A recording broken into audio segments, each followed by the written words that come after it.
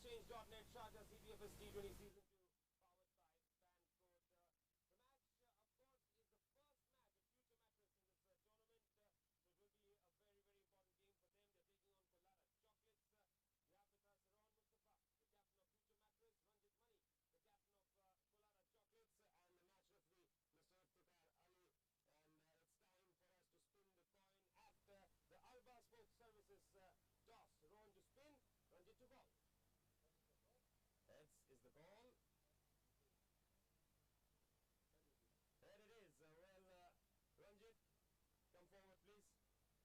please. What would you like to do? We'll bat first. Are you sure? Because we heard a story that you wanted to bowl and you said that and there was a big controversy. Yeah, definitely we'll bat first. Okay, what's the specific reason? You looks like flat, put on a good target and he's chasing always pressure. What do you think will be a good total here? Hello, this is from the comm box. Can you hear me? From the comm box, can you hear me? All right, let me know when it is good to start, yes? For introducing the toss. There's no pitch report today. Okay, I'll wait for your signal. Thank you.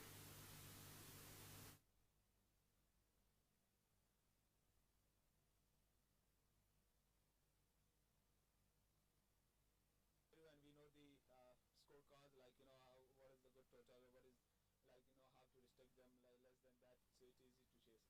Are you bowling first, sir? Yes, I was thinking to bowl first because the cover was on from the morning and when we saw there is a little bit wet. So I think we will get what we want, we got it back. And of course, you have been playing a lot of other tournaments as well, so...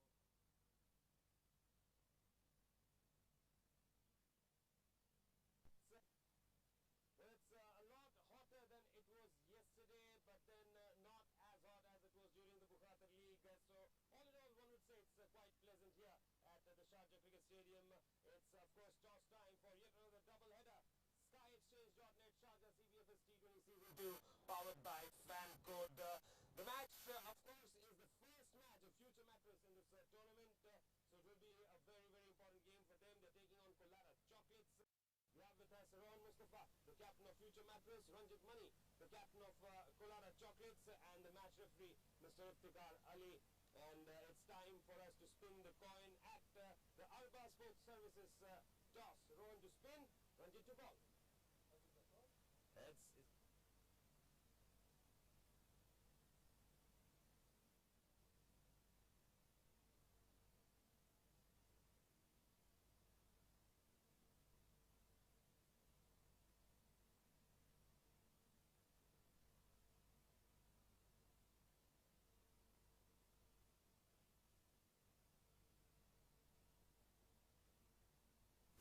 Yes, I can hear you. Comm box here.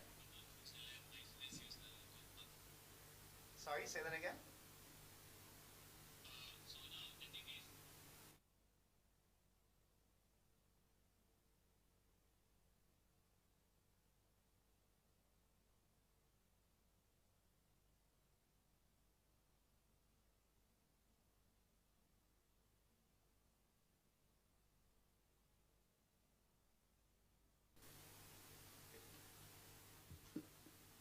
This one? Oh, I've been holding it. Yes, you said that you will not be putting the toss, yes? So, yeah, okay, fine. Okay, all right, okay, thank you. No toss.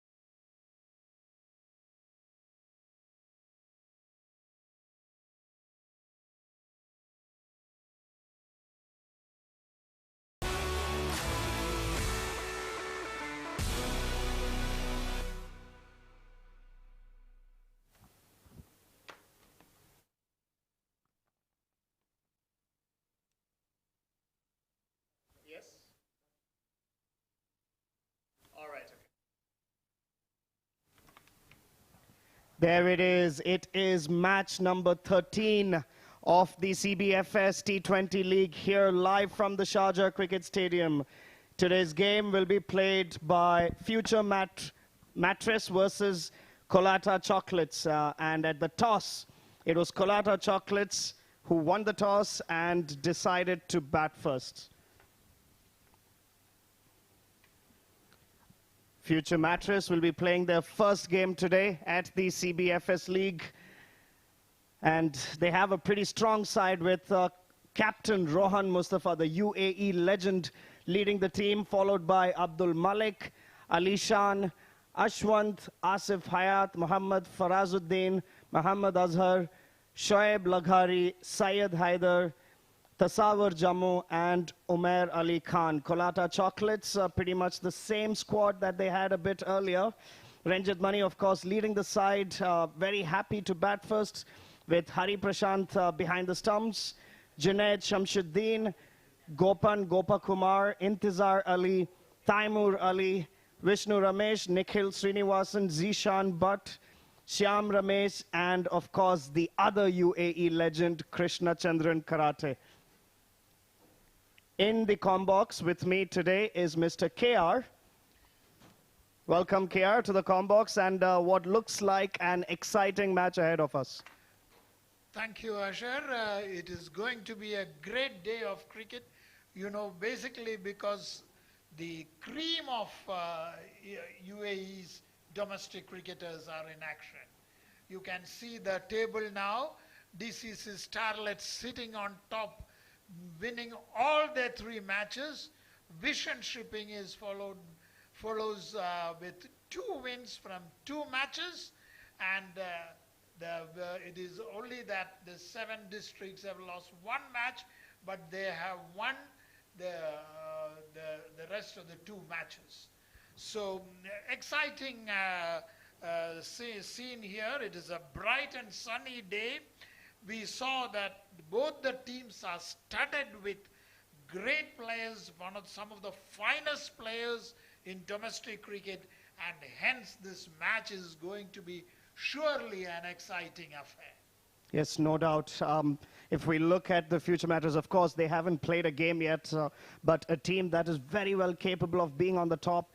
Colatta Chocolates, they missed out last week in their opening match, mainly losing out the last 4 wickets when they were batting at quick succession, not trying to accelerate that score, but they ended up in 165 or 166 odd runs, which was well chased by the opposition.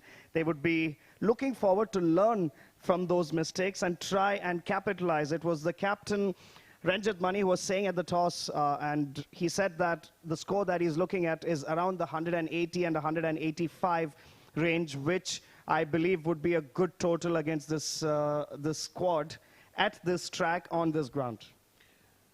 Whatever be, because the Future Mattress also, although they are playing their first match, they have a stunning lineup of batsmen. Super batsmen, you know, especially Rohan Mustafa, an all-rounder who can hit the runs at a brisk pace. And Alishan Sharafu, a very young, promising batsman. Aryan Lakra, a brilliant player. And all of them, that you look at down the order, they all are capable of settling down and playing a long innings. And I do not know whether even a score of 200, you know, that they can score with ease. So I have a feeling this could be a high-scoring match. Yes, that's quite possible. When at the toss it was Rohan Mustafa, Captain Rohan Mustafa of Future Mattress, who said that they were looking to field first anyway. And when asked what would be an easy total for them to defend, they said that they'd be happy to chase something around the 140 to 150 mark. Although, of course, the 180 is definitely competitive against any team for that matter. It is up to Colatta Chocolates to be able to get that start going right and then continue that momentum towards the 15th and 16th over before they start going for the very high risky shots. I think the key will be in how they utilize the power play and who the opening batsmen are. Of course, but I would be very surprised if it would be a low-scoring match, looking at the cream of batsmen that are here. But of course, the bowlers can strike. You know, in T20, you can never say who is a champion, whose day it is. But whatever it is, we can see excellent batting. I am confident that there could be a good batting display here. Yes, indeed. And the match is just moments away from starting. The fielding team, the future Mattress team, are already on the ground. They're doing the team huddle now. Captain Rohan Mustafa would be looking forward to telling his team that this is the first game. Don't overdo things. Just stick to your basics. If you bowl the right length wicket to wicket, we can definitely trap them. Trap them for runs as much as possible so that they start going for those risky shots and get the early wickets on hand. What do you think, KR? What would you think about their approach? One thing, Mustafa carries with him the experience of having led UAE team. He is a man who has played, also the franchise league cricket, many franchise league cricket, and he knows what it is that needed to restrict a team. But at the same time, his bowlers have to deliver, which is very important. But he has the ammunitions to ensure that Colatta Chocolates do not run away with a big score. But it all depends on who takes up the challenge in a bigger way. Yes, indeed. And also the advantage to Colatta Chocolates being they have already played 2 games. They've won 1, they've lost 1. They have a little bit more experience on the track on how the pitch will pan out. And future Mattress, I think they're coming after a little bit of a break. And it would be up to the bowlers to see how well prepared they are, because if they give width to these 2 batsmen, they're going to take use of that. And giving width inside the power play, missing out on your line can be very, very, very dangerous to the start that they would have hoped for. Undoubtedly, I think the 2 batsmen that are walking out is Karate, who was the talk of the World Cup in 2015 when he played that big tournament. He is a fantastic batsman. He was in form in Bukhadar League, and partnering him is his captain Ranjit Mani. And the interesting part is both are from the state of Kerala. Yes, no doubt indeed. Krishna Karate was the pick of the batsman, the anchor that led Colatta Chocolates to multiple victories in the Bukhadar League. However, that is a 50-over tournament. We are looking at T20 right now. The pace of the innings is quite different, and it would be up to both these batsmen. They did start with the same pair in their first match, and Ranjit Mani fell prey early, and it was Krishna Karate who was trying to sail through the innings, providing momentum. We were talking about momentum just a while earlier, and it would really depend on how these 2 batsmen would take it on. Now, the first ball being bowled soon. It's going to be the captain himself. Going to start with spin, the first delivery. Down the leg side, I think it's a wide. Starts off with a wide. Leg by. It hit his leg. And yes. Down the leg side, that delivery went. Yes, drifting towards the leg side. A little bit of movement early on for the captain himself. Trying to put in pressure very early. And they have a very interesting field setup. They have 5 fielders on the leg side. Mixing it up. So they have someone at short fine leg. They have someone in short mid-wicket. They have someone in square leg, deep mid-wicket, and long on as well. Very, very packed field there. Tap to the third man region and not the third man, to the deep point region, and gets a single. Yes, Ranjit trying to cut it a bit fine, because that fielder is literally between gully and third man. So if he's able to play it a little bit more finer, he'll find himself getting more runs for his team. But Rohan Mustafa doing the smart thing, taking off the pace from the delivery. It's not easy to score there. And the off spin not giving him enough room to get that fine shot towards short third man. This time, is it a wide? Yes, it is. Yeah, attempting the outswinger, trying to mix it up, trying to give a statement to the batsman that you can only expect the unexpected from me. And this time, played to the covers, and they go for a quick single. Did they? Yes. And that's something that we got to see in the first match, which Krishna Karate played as well.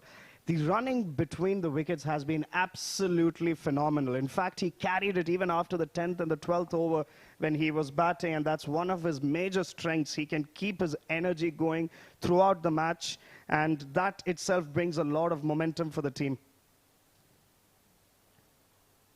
That's a good delivery. And that's the end of the first over. 4 runs came off it. Yes, and after the end of 1 over, the score is 4 for no loss.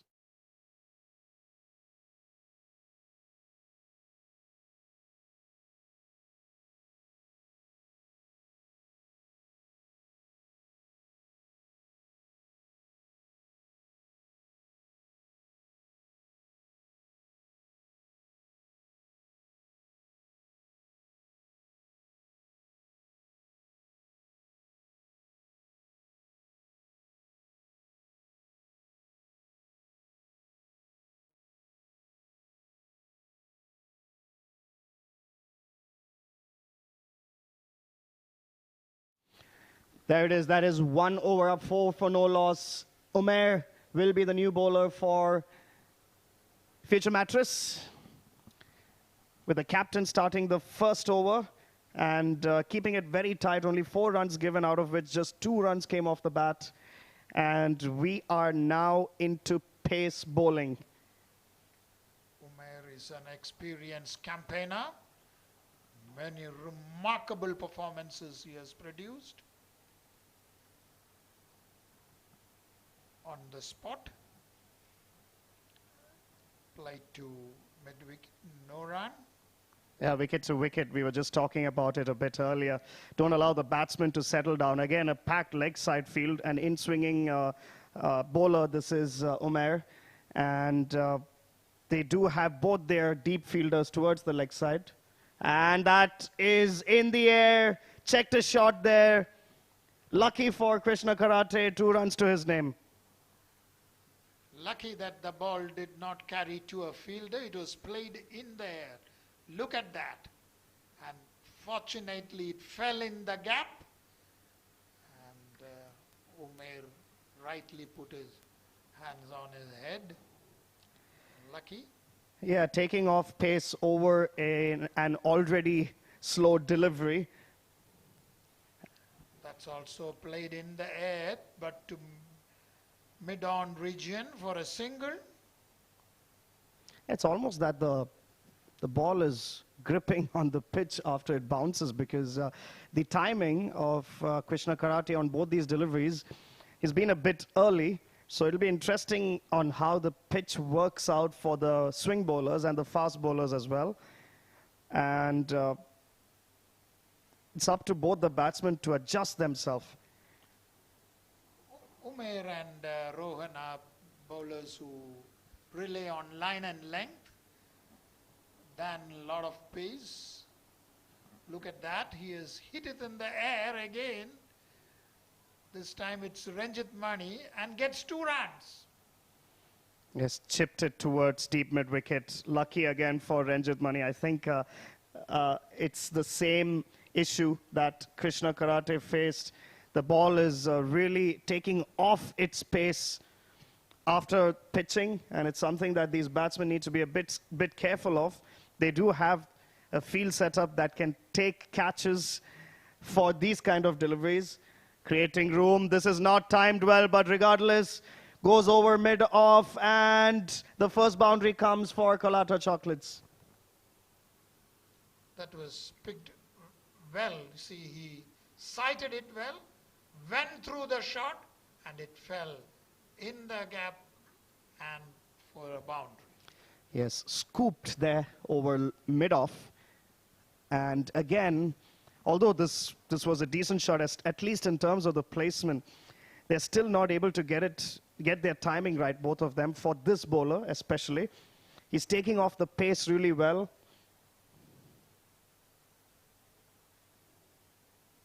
Well fielded there. Saved at least 2 runs for his team. That's the end of the second over. 14 runs on board. Yes, slightly expensive. This 10 runs from Umair so far was a bit unfortunate in a couple of occasions where the ball was a bit in the air, miss-hit, but regardless, both the batsman, Krishna Karate, and the captain himself did manage to get the placement right, so being safe eventually. Now, it will be the captain to continue. Rohan Mustafa, who gave off just 4 runs in his first over. Rohan with the new ball is a very, very tricky bowler. This time a bit wide outside the off stump. Oh, it's called bias, which is quite interesting because it looked from here that it was wide for sure.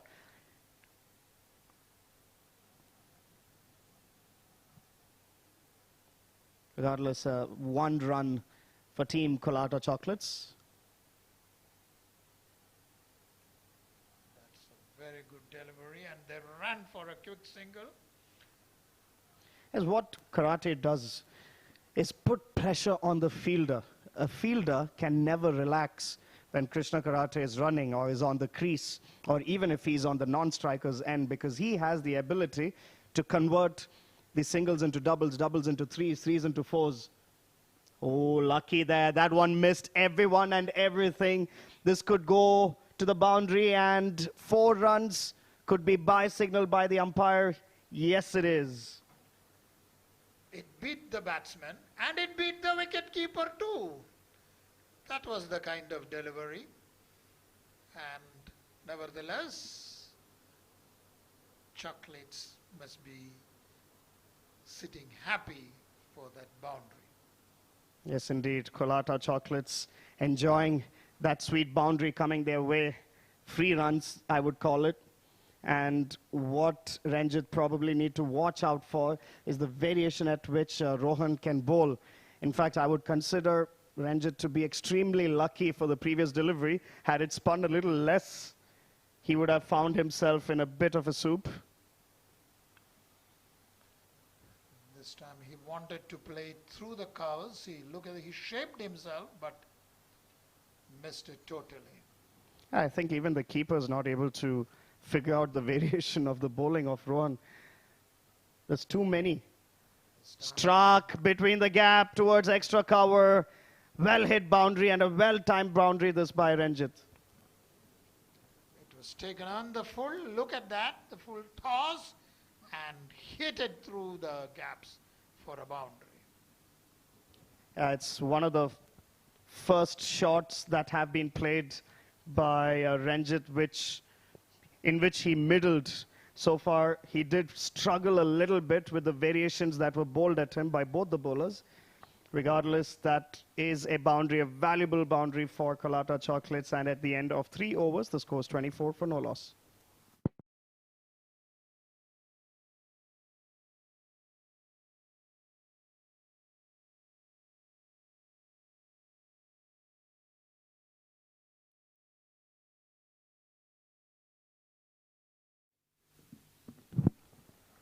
So another bowling change for Future Mattress, which is quite interesting because I thought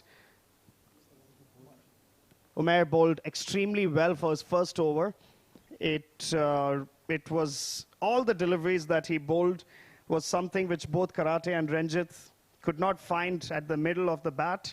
Although they got the placement, they did not get the timing right.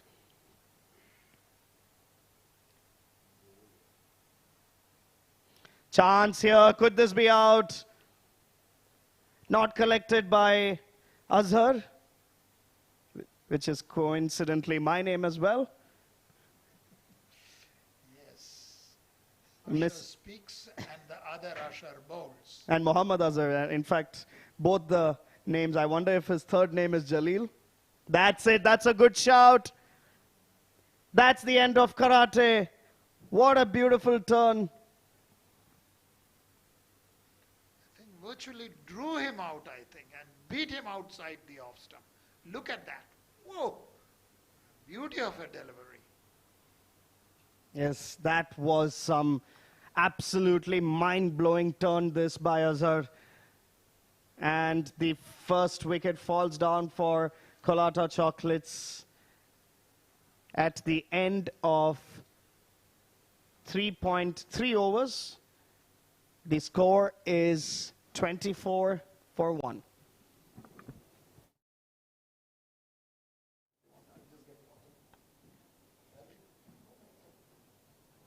Even the first delivery, Usher had managed to get turned. Remarkable that he is able to do that with the shine still in the ball. And the next batsman is Hari. Hari Prashant. Yes, an important wicket, really important wicket. Krishna Karate falls down for Colatta Chocolates.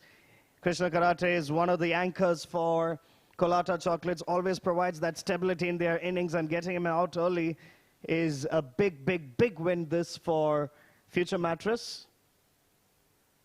That's played bowled on the leg and middle, played to the leg and goes for a single. Hari must be happy to get off the mark.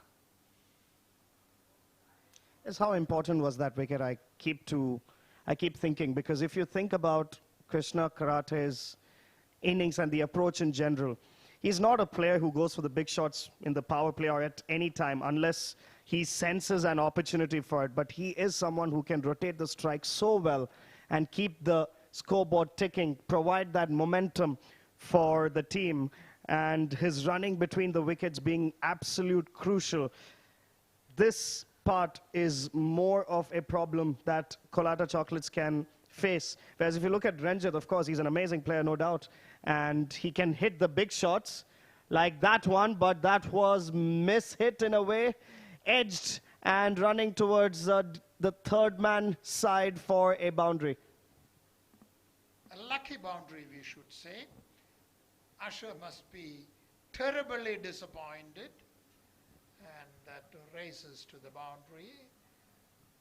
Yes, indeed. I think the slip was a bit too wide. Should have been a bit more finer, and he would have definitely been in a position to take that catch. The turn is so much. Now, this is quite interesting. They've got first slip. Again,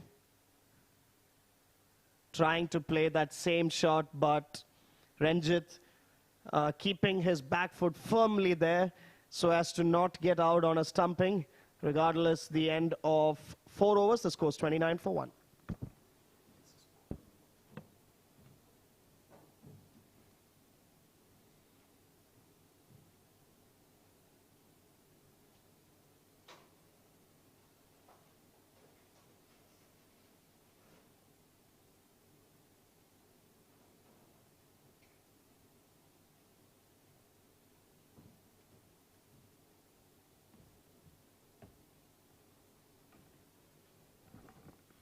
Yes, 4 overs gone. 29 for 1 is the score for Colatta Chocolates. Umair is back into the attack, which is quite interesting because Captain Rohan Mustafa rightly sensing the opportunity that Azhar could provide, and Azhar doing the right thing. The crucial wicket of Krishna Karate falling for Colatta Chocolates, and it'll be interesting how Colatta Chocolates approach the rest of their innings, because it would be extremely important for them, firstly, to take advantage of the next 2 overs. This was played very late to the leg, waited the ball to come in and turned to the leg. It is 30 for 1. Ranjit has tons of experience. Yes, for Ranjit, you can see that the fielders inside the 30-yard circle are all moving towards the edge of the boundary. This is miscued and lands safely again, running towards the deep fine leg boundary. My apologies, the long on boundary, and a single to Ranjit and for Colatta Chocolates.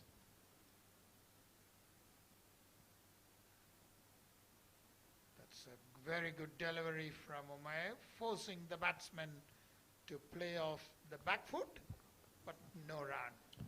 And I think what Rohan Mustafa is doing here is quite clever because he's not giving any of the batsmen to make use of the pace offered and to try and glide them to the boundary. If you need to hit a boundary, you got to work your way towards it. And if you look at all the bowlers that have been used so far, the captain himself, Azhar, a spinner, both of them slow bowlers. And if you look at Umair, he's also someone who takes off the pace from his deliveries. So if you need to hit a boundary, you need to play those hard shots. You cannot just time the ball and hope for it to find the ropes. Oh, look at that. Completely bamboozled. That was a very, very good delivery. Caught Ranjit Mani in 2 minds. And he himself gives a smile back to it by the way that ball moved away. Yes, indeed. Ranjit is hanging by a thread. I can tell you this, KR, because... Oh, there you go. Another opportunity missed. Same delivery, and on another day, Umair would have found that ball hitting the stumps. But regardless, at the end of 5 overs, the score is 32 for 1.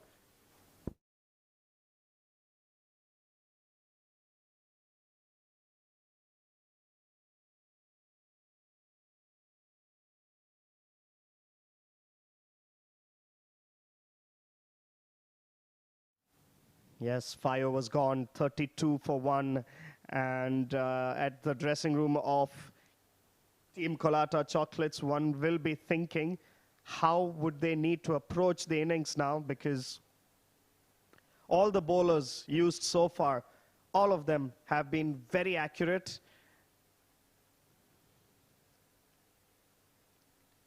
This is risky. Opportunity missed.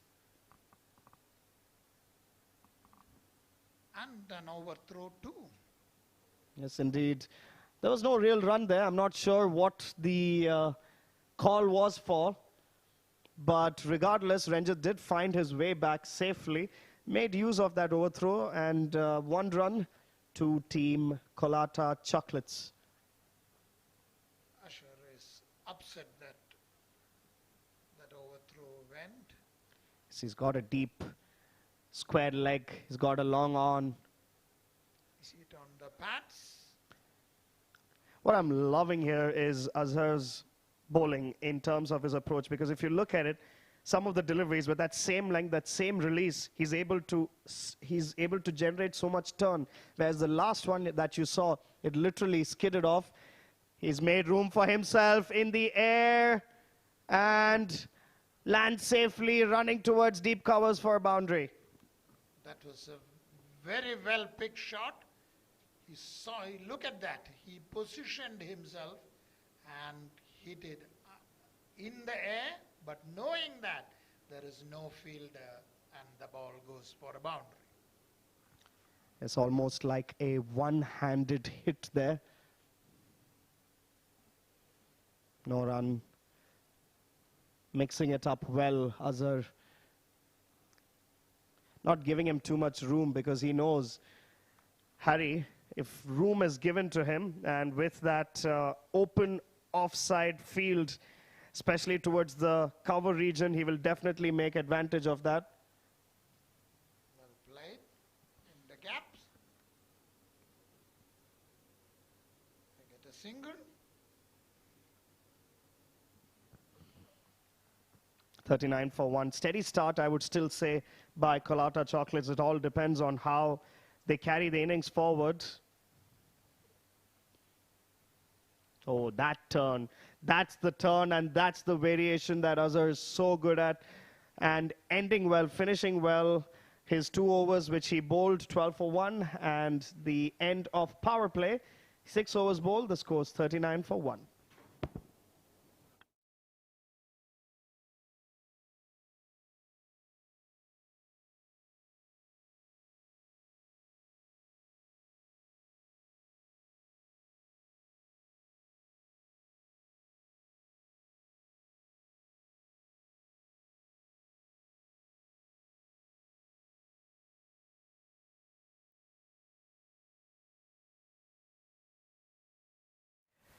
The power play is over. Colatta Chocolates 39 for 6, and there's a change in bowling. It will be Mohammad Farazuddin, the right arm off break bowler for Future Mattress. So Future Mattress continuing with the spin option. Cut and cut well. Good shot. They walk across for a single. Farazuddin produced some great spells on this wicket.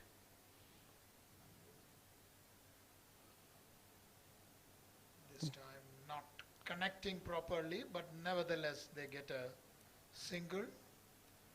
Yes, trying to hit it out of the park there, but missing out. They have very good cover. They've got long on, deep square leg, deep mid wicket. They're all present just for that shot. And Hari getting an inside edge there, going towards short fine leg for a single. Once again, lucky run, lucky single, we should say.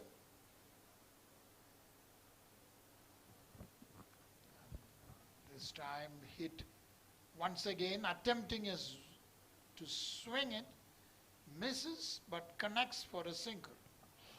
Yes, I think it's important for Colatta Chocolates to keep their wickets here. If they're able to just try to take the singles and doubles and try to get that 70 to 75 runs at the end of 10 overs, that they would consider themselves in a very good position. But to do that, they need another 30 runs or at least 25 runs from the next 3 overs. And this is where I was speaking a bit earlier as well, KR, that this is where Krishna Karate makes a difference. He can really get that strike rotated frequently. This is something that Colatta Chocolates would be missing and will need the rest of the batters to take care of. Regardless, at the end of 7 overs, the score is 44 for 1. You're coming? He's taking away?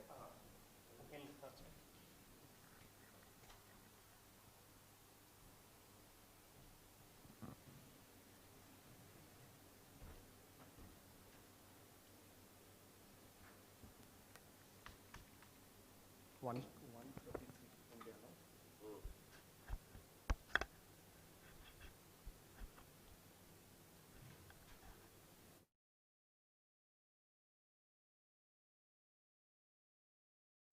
There it is, 44 for 1, Colatta Chocolates.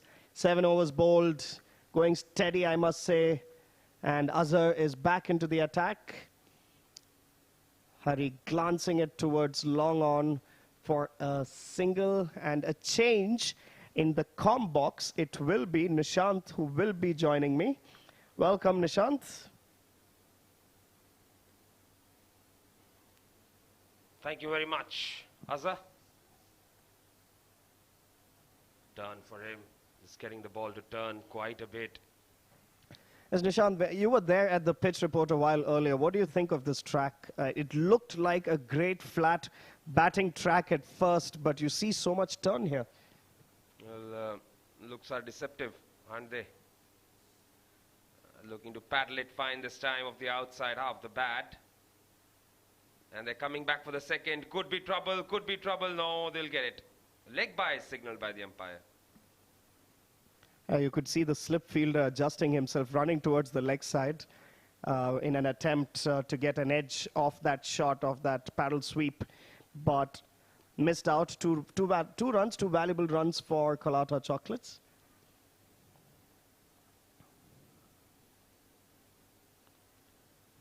Very brave shot attempted by Ranjit there, backing away and looking to go for that shot inside out over cover. Very lucky, didn't get out. So I think Ranjit has been attempting that shot quite frequently in the last few deliveries, as I've noticed, and hasn't connected except in one instance.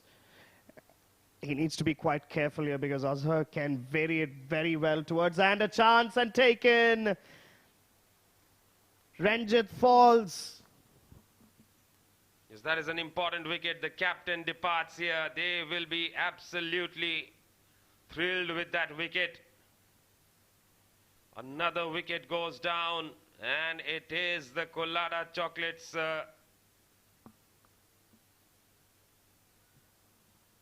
captain. 47 for the loss of 2 wickets now.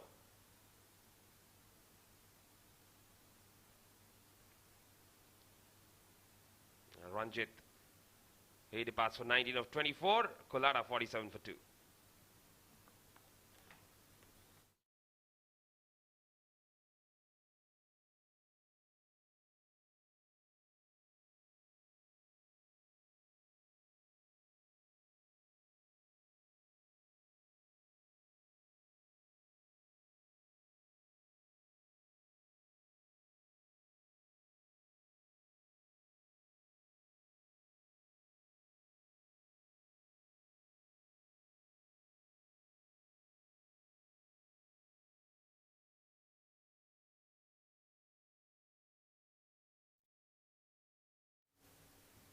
There it is, 2 wickets to Azhar. Both the wickets for Team Colatta Chocolates, bagged by Azhar. 2 important wickets. Both the openers now back in the pavilion. And what an interesting field setup. They've got 2 slips. It almost looks like a test match field setup here, Nishant. Regardless, that's the end of 8 overs. The score's 47 for 2.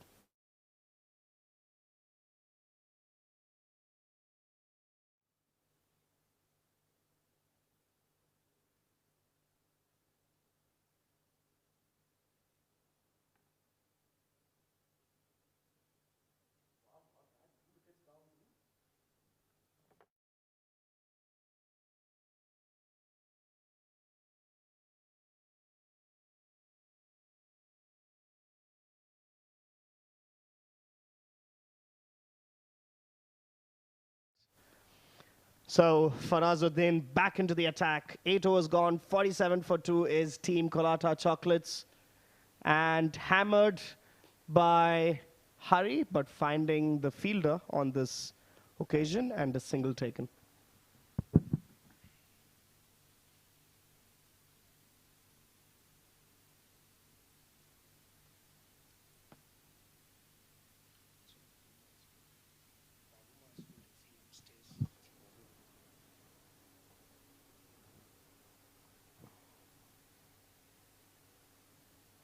Taimur pushes it towards the offside, will pick up a single. Yes, indeed. A partnership is what is required for Colatta Chocolates, and a partnership that comes at a steady rate, at a strike rate of at least 120 to 130. They need that, and if they can survive that for another 5 overs or so, they will find themselves in a score of about 85 to 90 runs at the end of 13 overs, which will still not be bad. Trying to keep that wicket in and then capitalize the last 7 overs or so to get in that odd 60 runs, 70 runs. They can still get that total to that 150, 160 range. What do you think, Nishant? It is going to be difficult because they'll really have to be very particular about the kind of shots that they play. They need to find the gaps, they need to find the boundaries, something that has not quite happened here. The run rate just under 6 runs per over right now. And as of now, everything is going Captain Rohan Mustafa's way for future Mattress. He wanted the team He wanted them to be restricted to that 140-run mark. That's what he said at the toss. And the way that Colatta Chocolates is going, that's most likely where they'll end up with, regardless. At the end of 9 overs, the score is 53 for 2.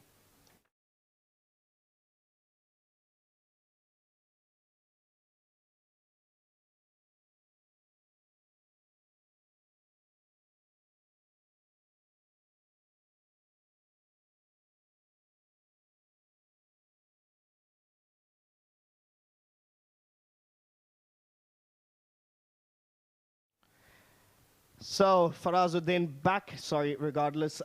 Azhar back into the attack. The slip stays for Taimur, and a quick and some sort of a risky single taken. Regardless, one valuable run this for Colatta Chocolates.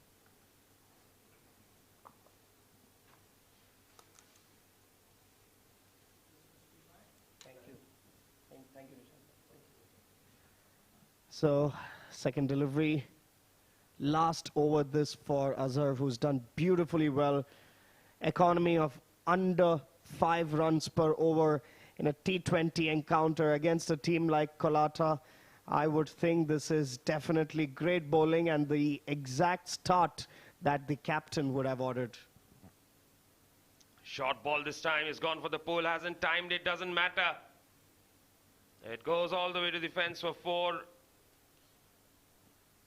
Yes, indeed. That has been the best placed shot I have seen so far in the innings of Colatta Chocolates. This was absolutely on point, dissecting that fielder between deep mid-wicket and long on. 4 valuable runs for their team.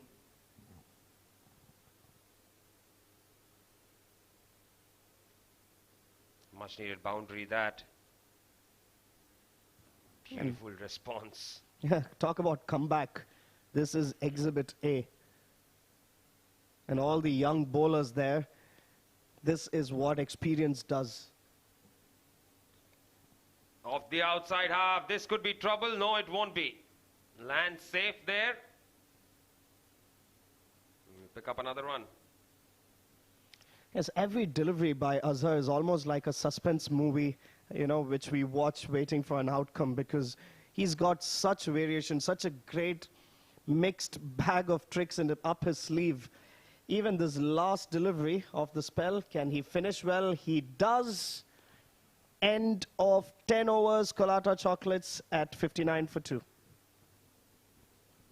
Beautiful end to the over.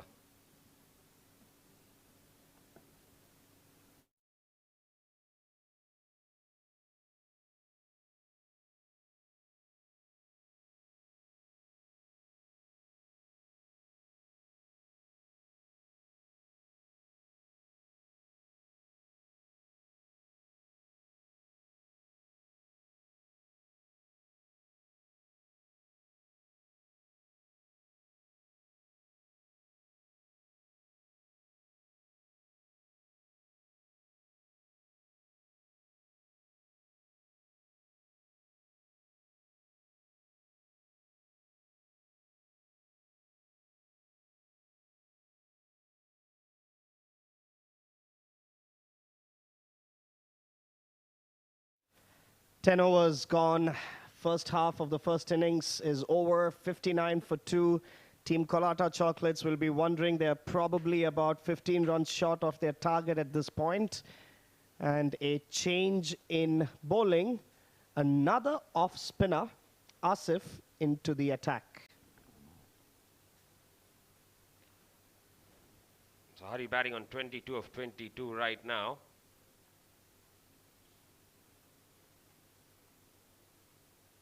Slog attempted along the ground to the fielder in the deep, just a single. Yes, Rohan Mustafa has a fielder for every shot that the batsman can play. It's mainly because he can trust his bowlers so well to provide that length, to provide that line that they've been trained for. There has not been many instances of some sort of loose ball that has been bowled. Chance, and that is the end of another wicket. Classic mix-up. Taimur furious.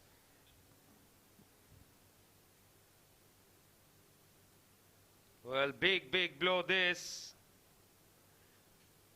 Just get a feeling that Hari will be very disappointed with that. Well, Taimur there played it towards short third. It was always Hari Prashant's call. When the ball goes behind the batsman, it always is the non-striker's call, but he didn't respond. Resultant dismissal there. Hari departs. It's 60 for 3.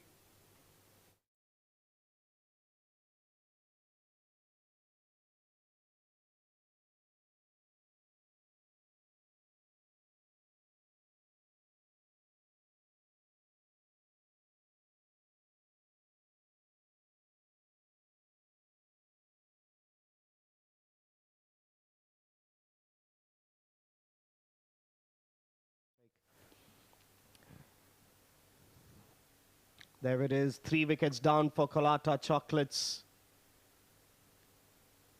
And another repeat telecast probably that could have happened had they attempted the run. Nikhil comes into bat for Colatta Chocolates at the non-striker's end. Driven and driven well. This might be racing towards the boundary. Beautiful fielding attempt by Azhar, saving 2 runs for his team.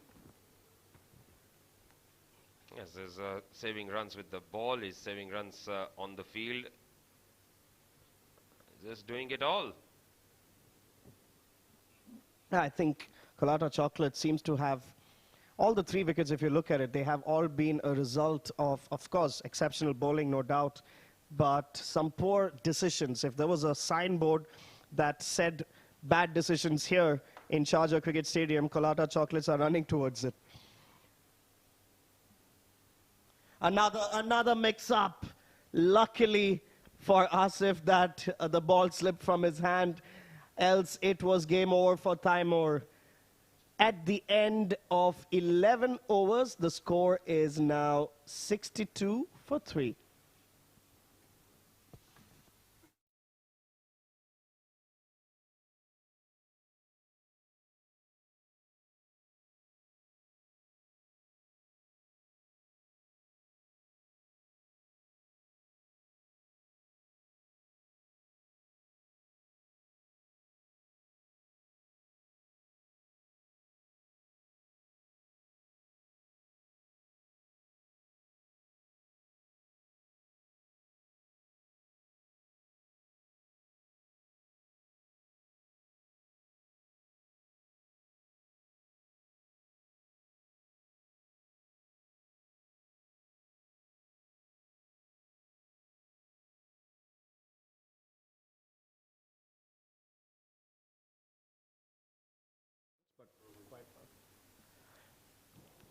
Eleven overs bowled, 62 for 3. Team Colatta Chocolates in a bit of a predicament here. What is the approach that they will have to take from now on? Because chipped and taken. Another wicket falls.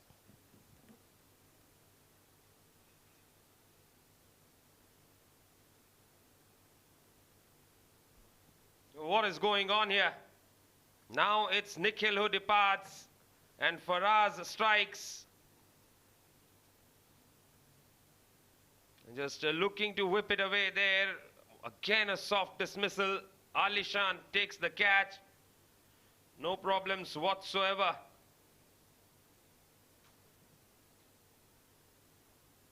"62 for 4" as Nikhil departs for a first ball duck.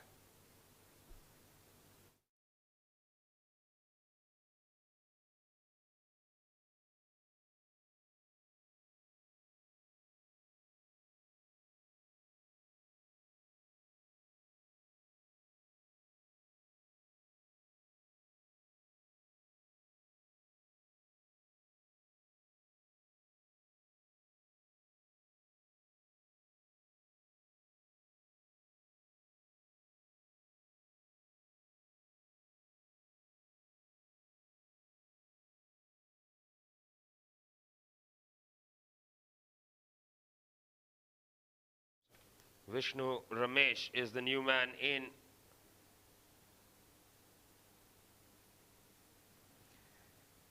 Colatta Chocolates in trouble. 62 for 4. 11.1 overs bowled. And a very high pressure situation for them. The target of 180, which the captain Ranjit Mani would have planned for at the beginning of the innings, is far from their reach right now.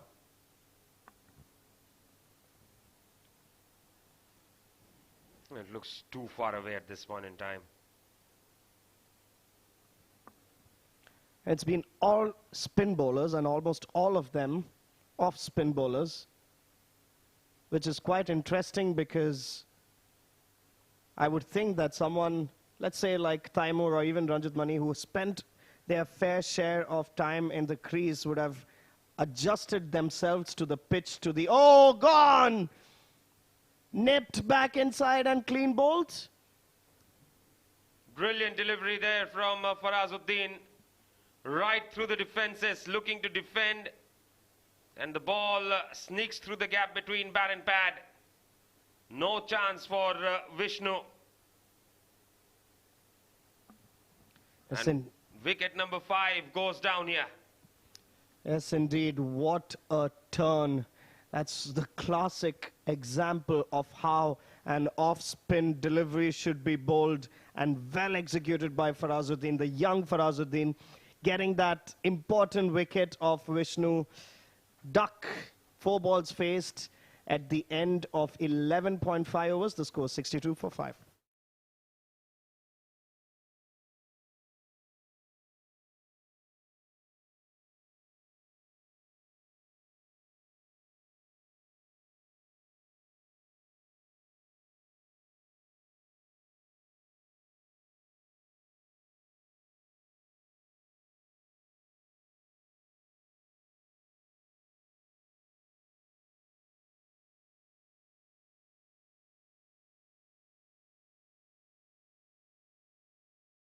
Junaid Shamsuddin is the new man in.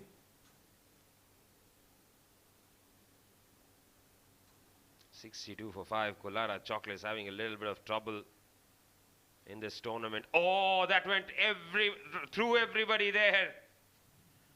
What a delivery that was from Farazuddin. 4 byes. And Junaid completely surprised there. Look at the turn. Yes, indeed. This is the second time this has happened, and I feel for the keeper more, because I don't think he's able to read how good his bowlers are. Regardless, 4 runs and 4 valuable runs for Colatta Chocolates in the form of byes. The score is now 66 for 5 after the end of 12 overs.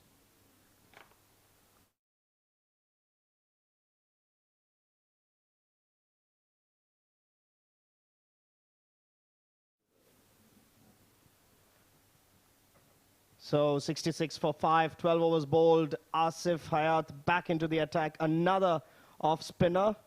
And this could be signaled wide, and it is.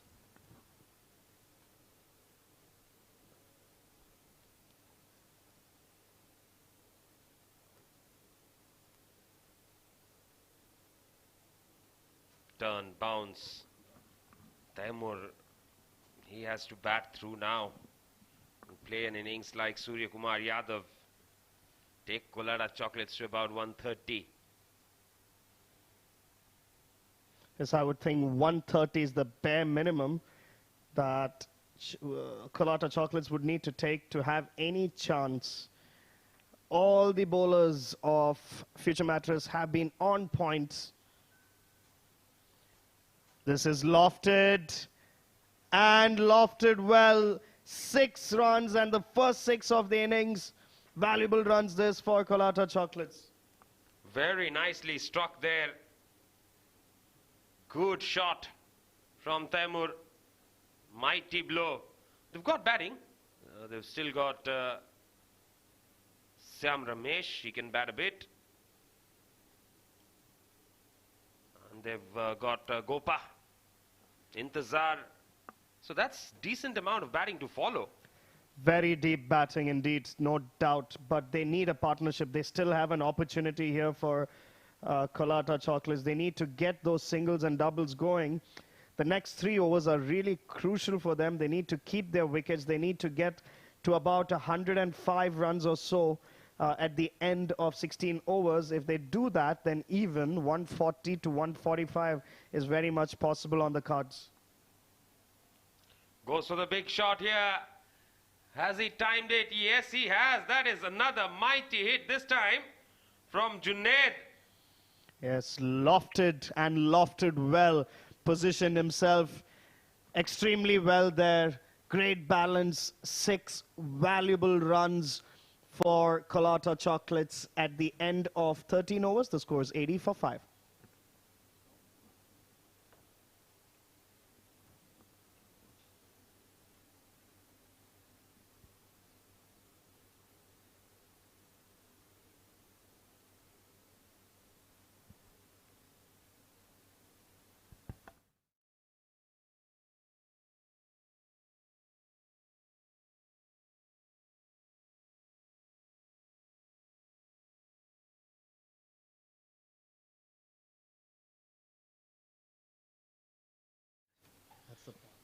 So 13 overs bowled, 80 for the loss of 5 wickets. And Taimur batting on 12 of 15. Taimur and Junaid. They have a task at hand as we see Umair coming back into the attack. 2 overs, none for 13 for him. Yes, Taimur and Junaid both now finding some sort of momentum. The last over was blasted for a couple of sixes, and they need more of that. They need at least 2 to 3 overs where they can accelerate the innings, try to get that score, try to get their target. Of course, their target was 180, but that seems quite difficult at this point. But the way they're going, if they're able to get into that 150, 155 run mark, then I would think that's a successful score.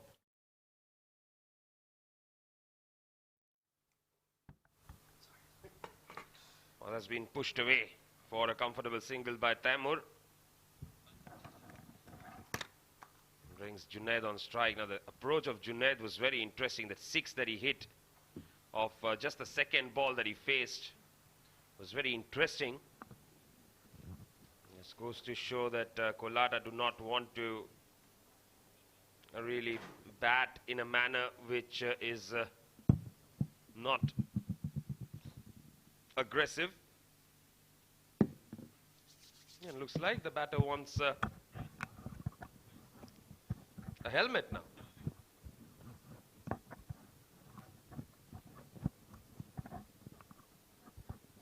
Change in the helmet for the batter. Change in the voices for us as KRNR is back. Welcome back. Thank you, Nishant. What a great contest in the middle. I'm enjoying it because it's a cream of batting that is being put to test.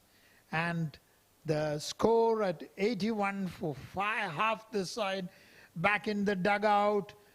Now there's 7 more overs. What can happen? A thrilling contest is on. Goes for the big shot. And it just lands safe and trickles away for 4. Very lucky there, Junaid. Nevertheless, he gets a boundary. That is, that was played in the no man's land, and Jammu runs but fails to stop it.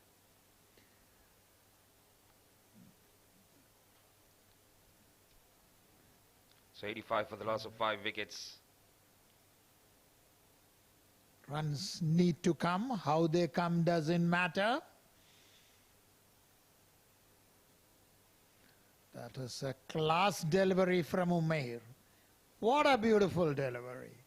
Yes, Beat the batsman, all ends up. It's just holding its line there. Junaid was playing for the one that comes in. That one holding its line, beating the outside edge.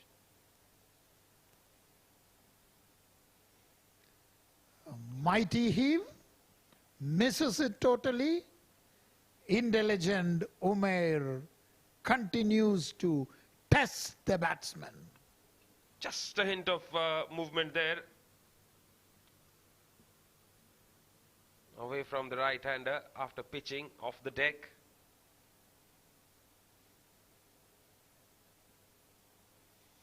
So forcing him to play off the back foot. Straight to Mustafa for a single.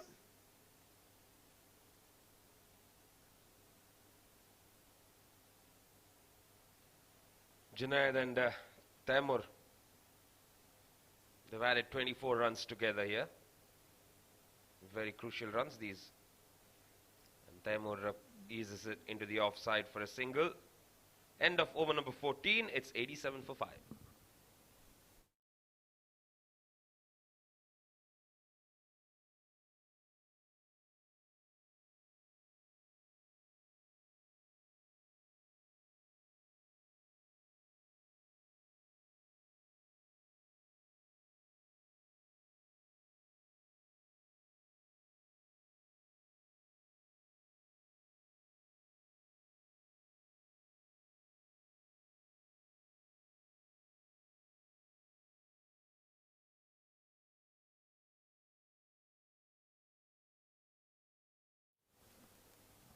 Rohan and Hayat has 2 more overs.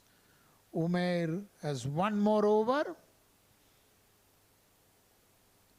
The crucial 6 overs remaining are to be bowled intelligently.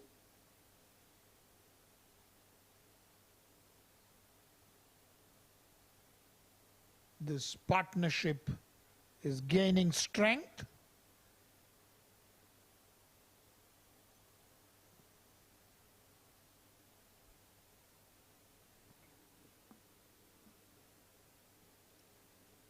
So change in the bowling. Malik comes into the attack for the first time.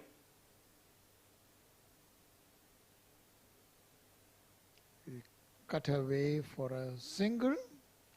Every run matters.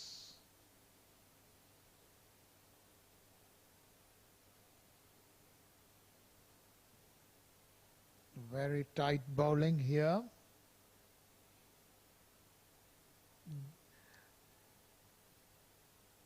That was shot and pulled away to the boundary. One of those rare loose deliveries we saw. This was asking to be hit, and he hit it. So Junaid's intentions are pretty clear here.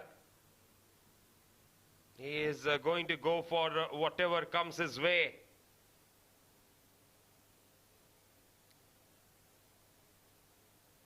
Not a bad idea at all.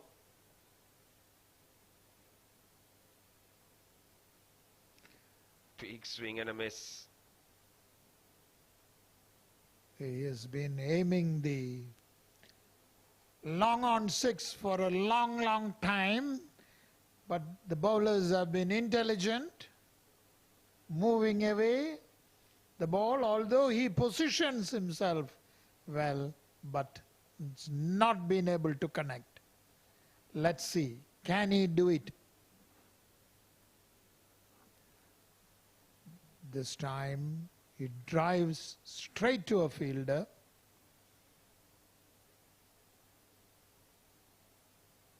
Another dot ball then.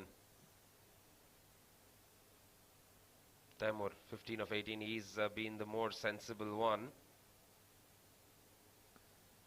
Ability to keep the batsman on a check is an art. I think it could be a wide. Yes, it is.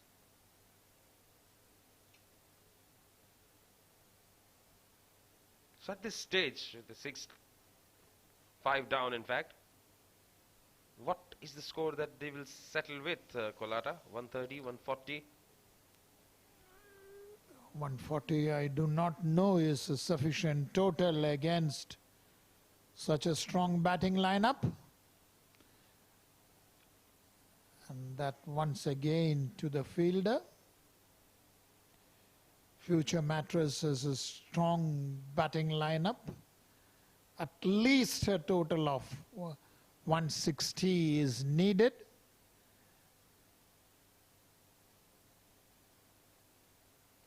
Right now, Malik has given away only 7 runs and he is bowling his last delivery.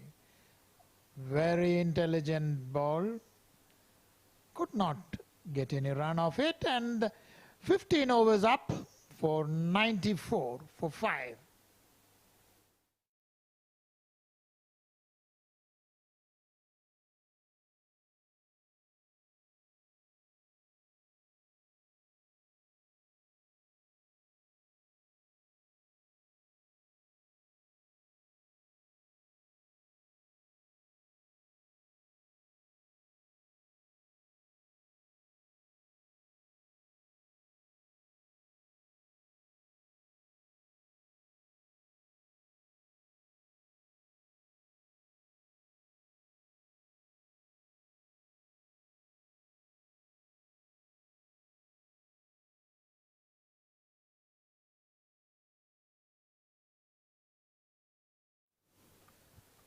As Umair continues, and this time edged, and the ball racing away to the boundary. Another lucky boundary, I think, but well stopped. Well stopped, inches inside the boundary.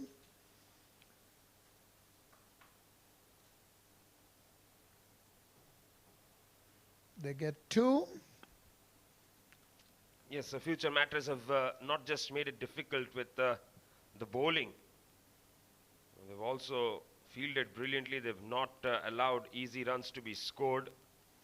He backs away. That's gone straight up in the air. Someone coming underneath it. And a brilliant take that. What a catch that was, because it was falling behind him. Look at that. The ball went high up in the air, and it was falling behind him, and brilliantly taken, very well judged. So that's the end of Junaid, who has been trying to hit up in the air.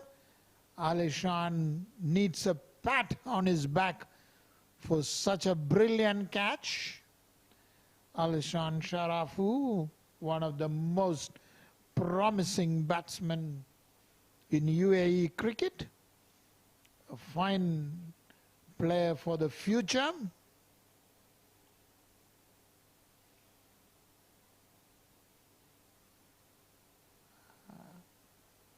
Yes, Rohan Mustafa did mention that they're giving a few youngsters opportunities as well. Pretty good side there. Syam Ramesh is the new man in.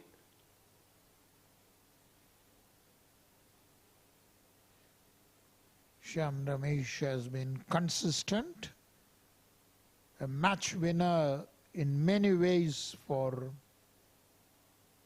Colatta Chocolates.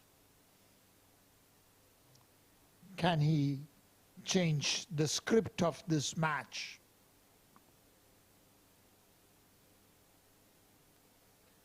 What a brilliant delivery. Very, very intelligent. Umair has bowled very well.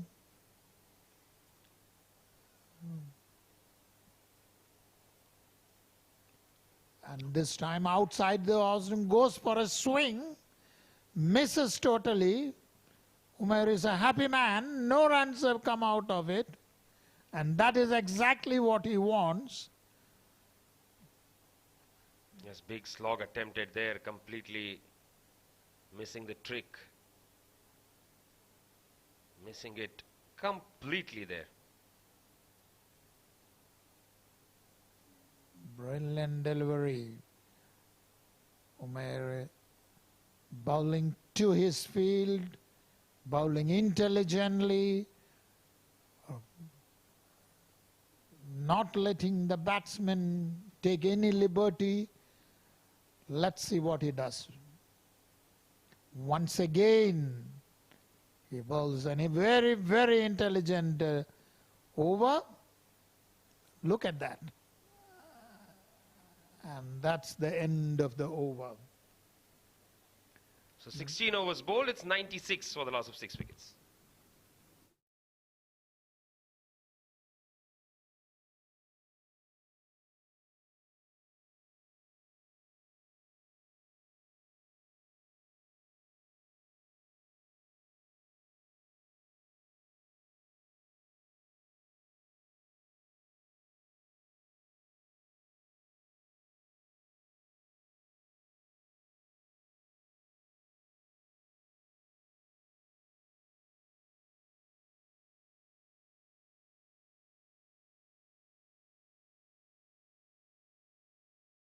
This delivery from Rohan has been pulled away.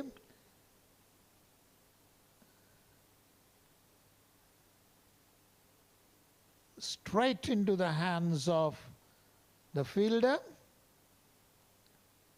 And that's the end of Taimur. And that is a big wicket. Taimur departing is a big wicket indeed. That definitely doesn't give them an opportunity to really go past 120 now. Difficult it is going to be. 96 for 7 in the 17th over. Rohan has positioned that fielder there exactly for such a shot, and he gets that wicket. I'm a little surprised Gopakumar is not out there coming out to bat.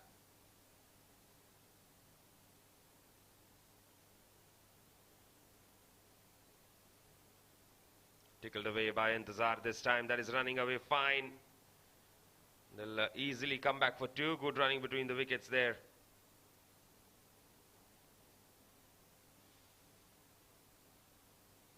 We see there's a real struggle to reach the 100-run mark.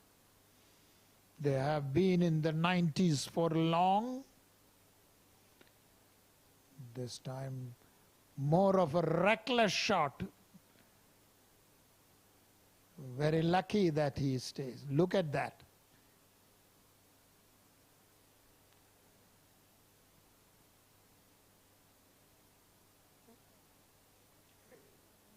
Run rate less than 5 and over now, 6 and over now, beg your pardon. Running the first one quickly. Another run added to the tally, and that will be the 100 up.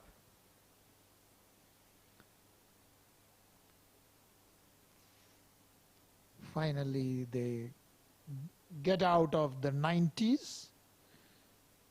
Will there be some big hits? Off the back foot, straight to a fielder, no run.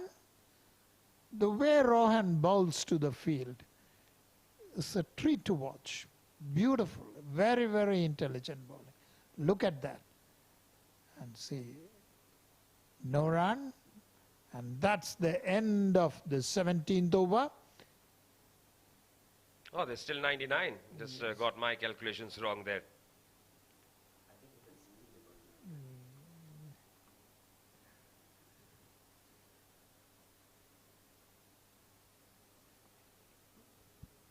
Looks like still in 90s with Hari right now top scoring with 23.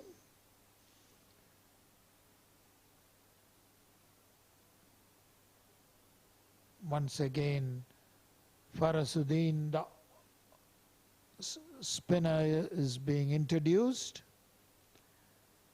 Let's see what he does. Oh, and he clean bowls him.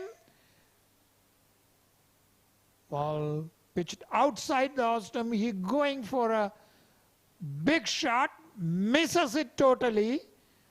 Off stick is hit and the bails goes flying. So in this rally, bowled by Farazuddin for 3. Still, many things are happening in the 90s. Absolutely, and they completely lost the plot at one stage. When Taimur and Junaid were batting, it looked like as if they'll get to 125, 130. But now, it's very difficult to see them going past anything at all here. Intezar departs, 8 wickets down, 99 is the score.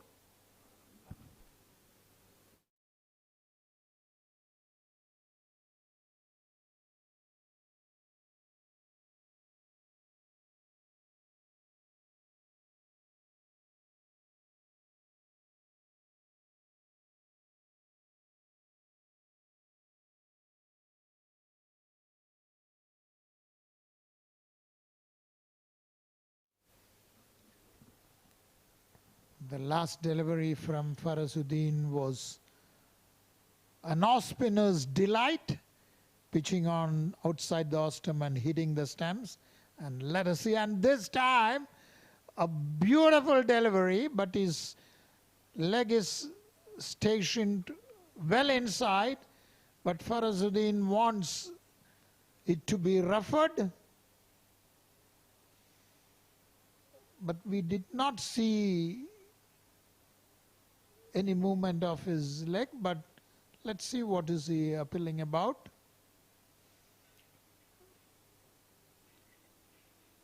Yes, an umpire asked him to get on with the game. Well, I think he's well within his right to request the umpire to go upstairs. I don't think so, because in this match there is no decision review unless the umpire decides. Nicely struck there.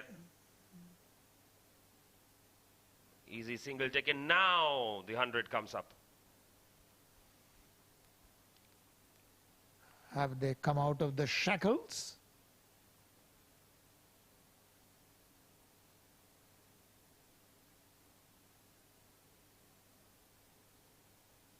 So 15 deliveries remaining in this innings now. That's a good pickup shot from Syam Ramesh. Very good strike there. And he's off the mark with a 6. A shot that he would love to, and he does it with such ease that it sailed for a 6.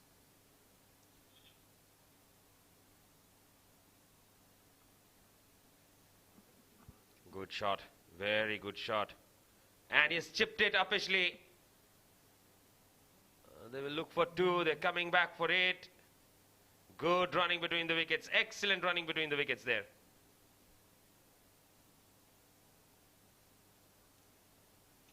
Can he get one more wicket? His last delivery.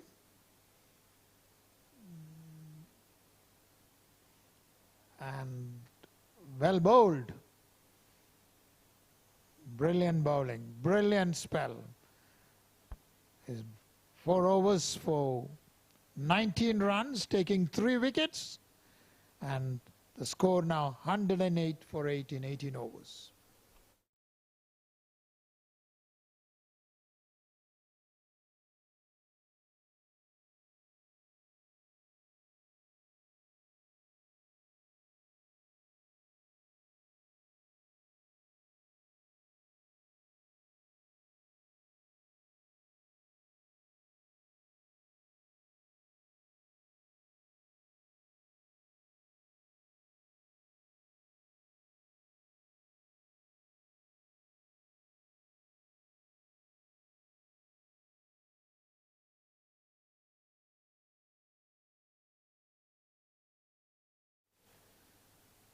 Mustafa to bowl his final over here. That's hit way up in the air. There is a fielder coming underneath it. And the catch is taken. Rohan gets his 2nd wicket. It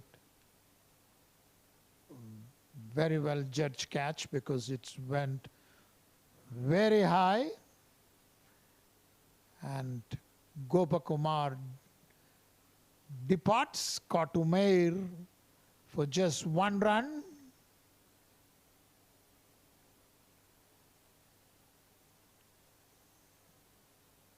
Everything has gone wrong for Colatta Chocolates. Yes, I'm pretty sure they would have definitely wanted to get to that 130. Rohan Mustafa said 140, 150. They're confident of chasing it down. They're chasing something much lesser than that here. Frankly, looking at their batting lineup, this is not the score that they should have posted.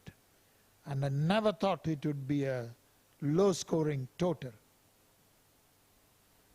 Right up there from Rohan Mustafa, they pick up a single very quickly.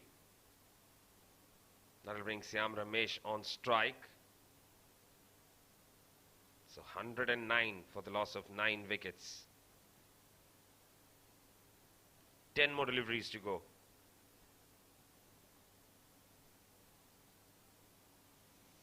What is he agitated about? I think he needs a fielder to be in a position.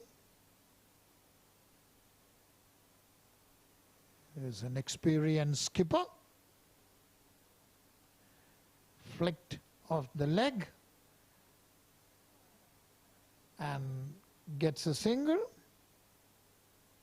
I think that is why he wanted him there. He didn't want the second run, the opportunity to get 2 runs. And for Syam to keep the strike.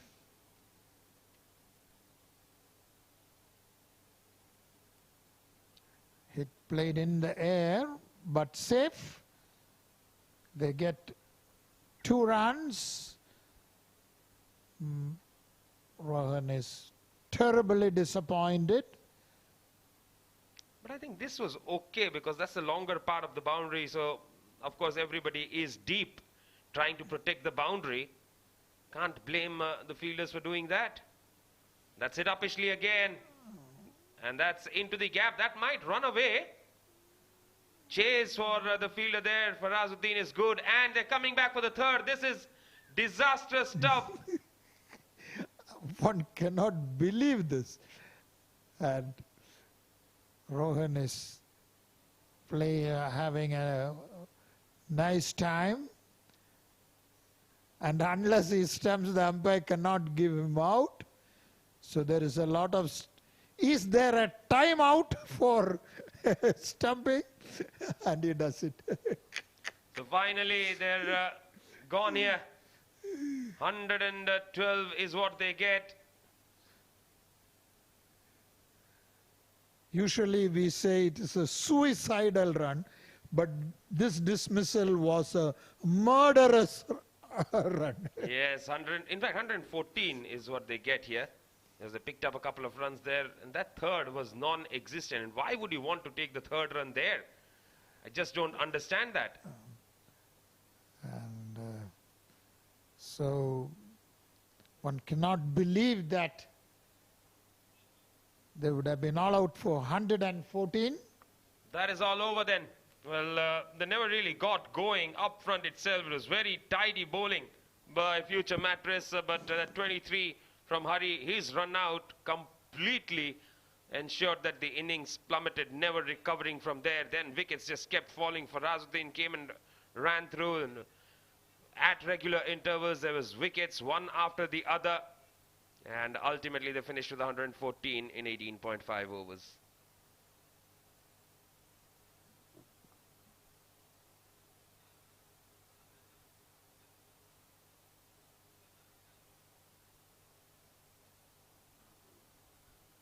As far as the bowlers were concerned, everybody chipping in with the wickets. Rohan Mustafa, 2 for 17, 2 for 19 for Azhar, 3 for 19 for Farazuddin and Umair, finishing with figures of 1 for 22. Hayat and Malik, slightly on the expensive side, but that didn't really matter in the end.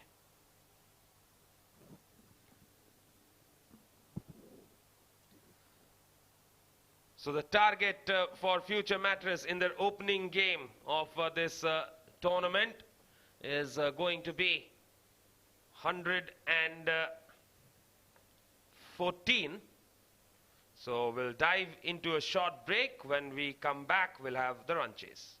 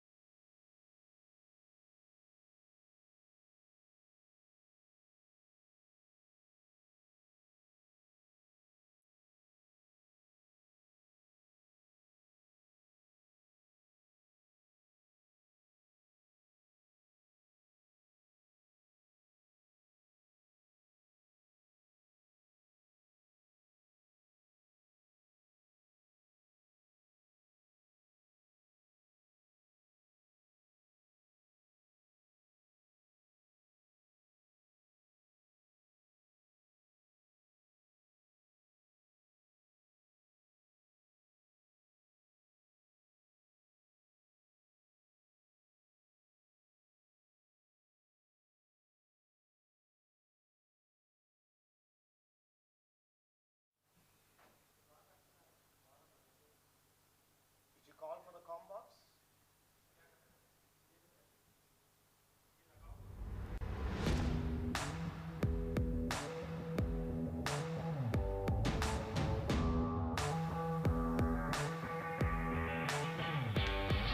Yes, it is the highlights of the match.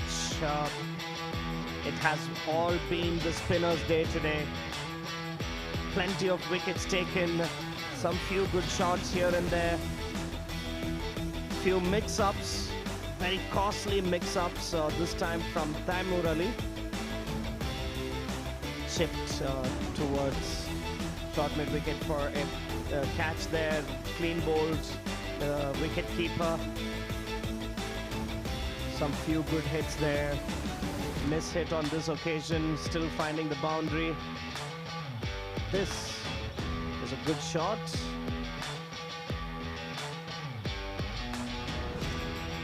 And one of the best catches you would have seen all tournament. That one was hammered but found its way to the fielder as well. Another beautiful off-spin delivery by Farazuddin. Some instances of some good shots, but this one as well, finding the deep mid-wicket boundary. And Team Colatta Chocolate succumbing, scoring just about 113 runs of their 20 overs. The target that they wanted at the beginning of the match was about 180 runs, missing out by a huge margin. And we will need to wait and watch on how future Mattress can or will approach the game. So the innings will start shortly, the second innings. Stay tuned, we'll be back soon.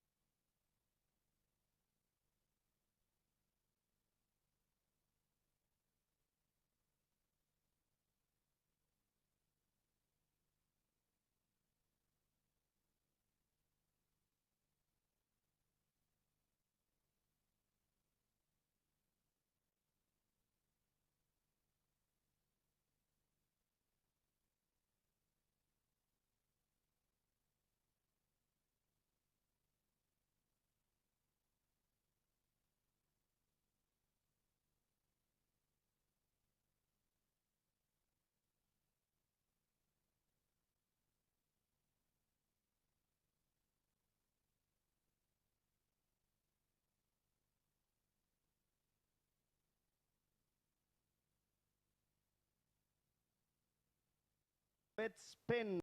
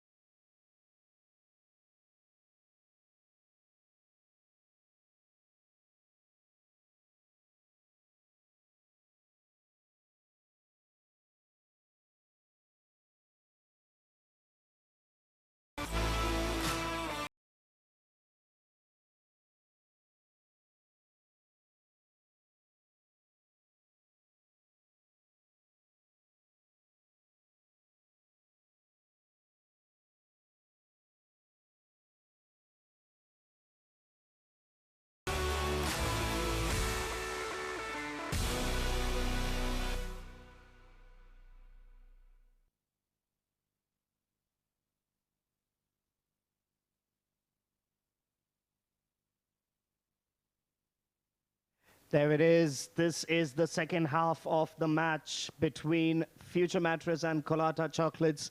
Colatta Chocolates winning the toss, electing to bat first, falling short.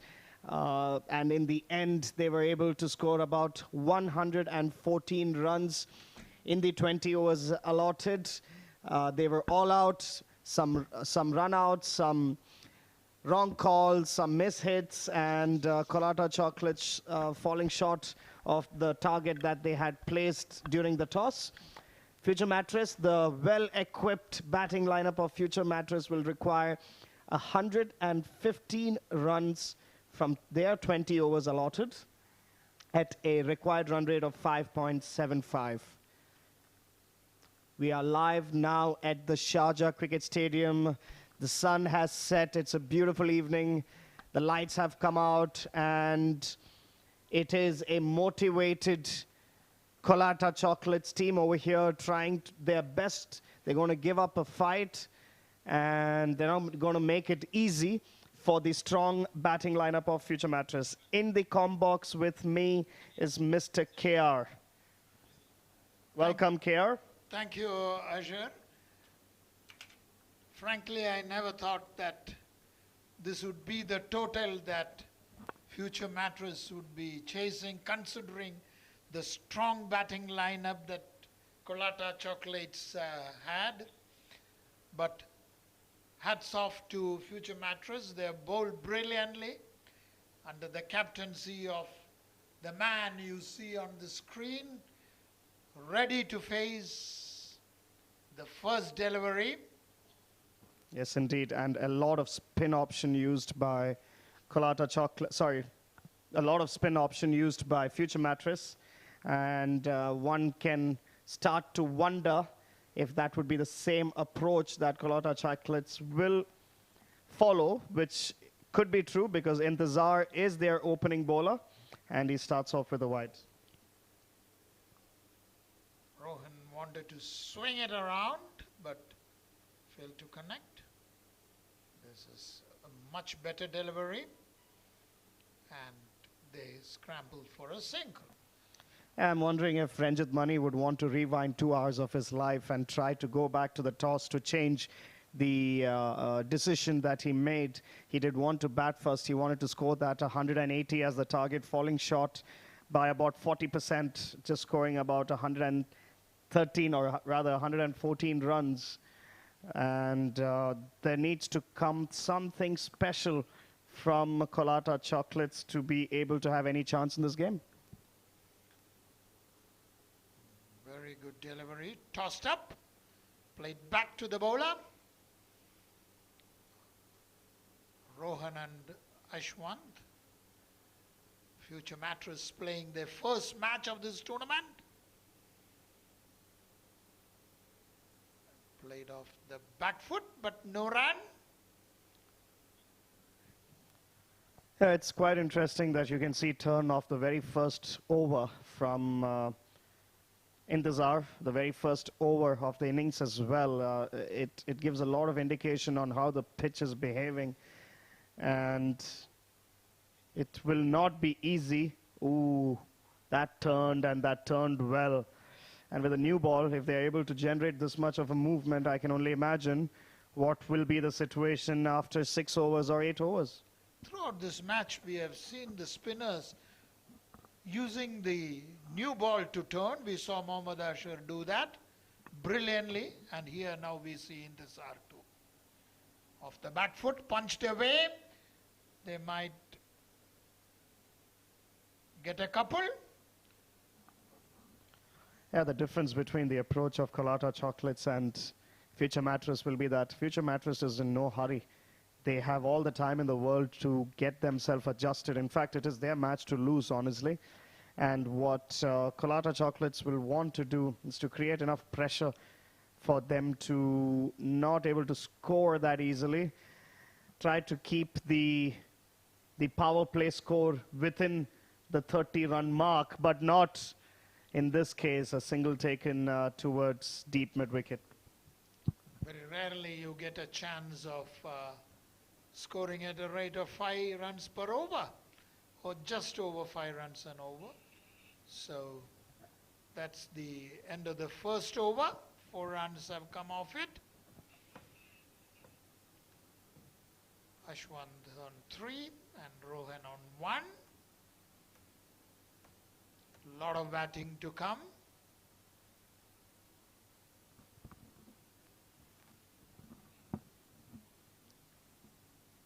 Today the wicket has assisted spin, and Rohan intelligently used his bowlers.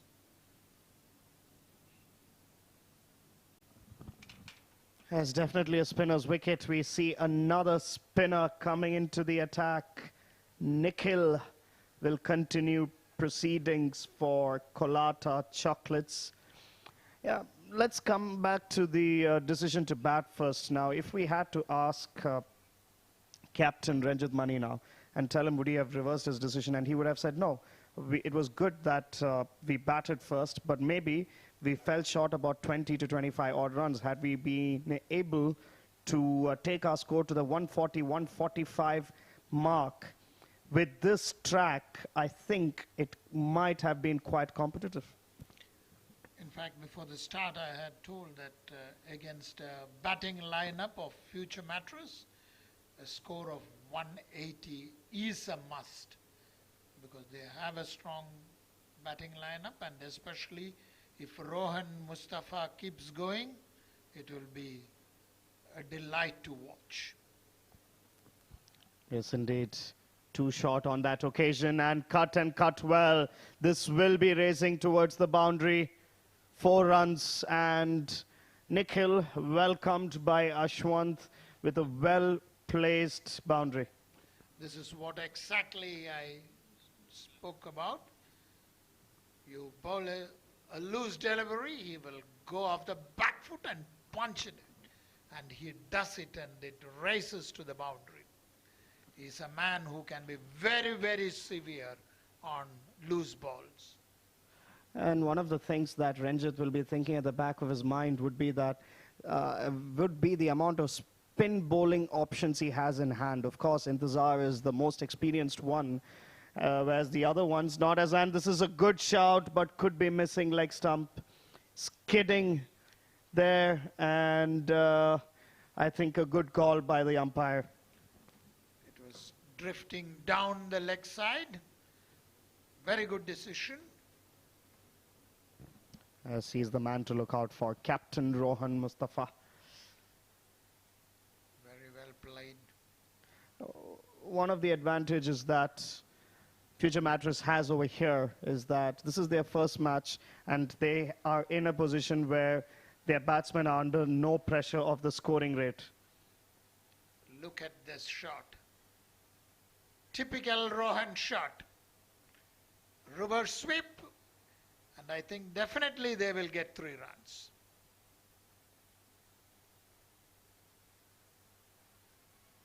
Yes, indeed, and he connected that well, because that was also drifting towards the leg stump. It was a last-minute adjustment on his bat speed that allowed him to time it rather well.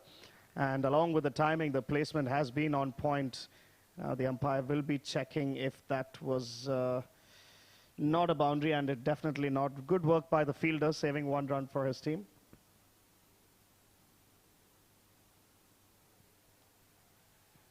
Struck and struck well. First 6 comes for Team Future Mattress, and it is Ashwant who's blasted that out towards the long on boundary. It was on his range, and he simply went through the process of just ensuring that the ball crosses the boundary.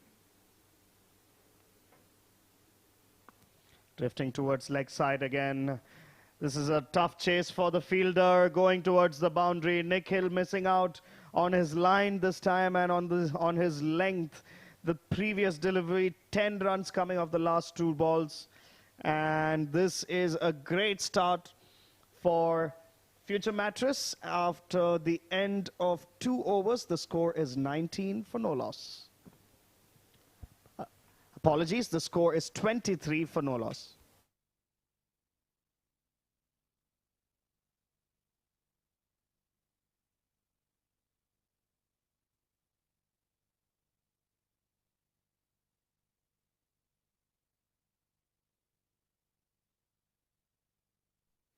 Yes, this is a run rate achieved of 11.5. A dream start this for future Mattress to their innings, a dream start to their match, a dream start to the tournament.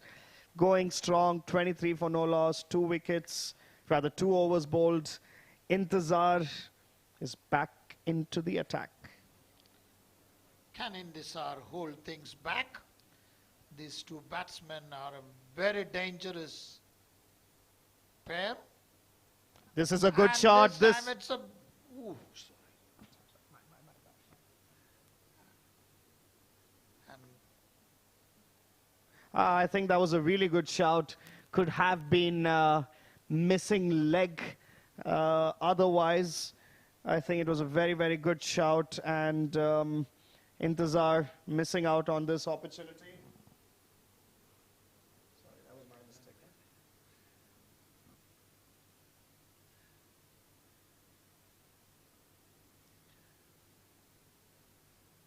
these kind of deliveries are needed.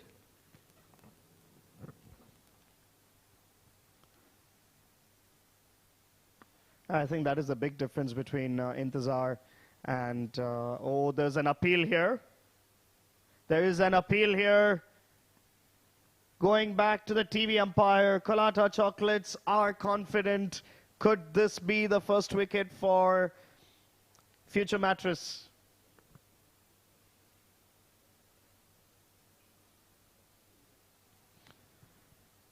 The third umpire, it looks like he was in, but you'll need to check frame by frame here.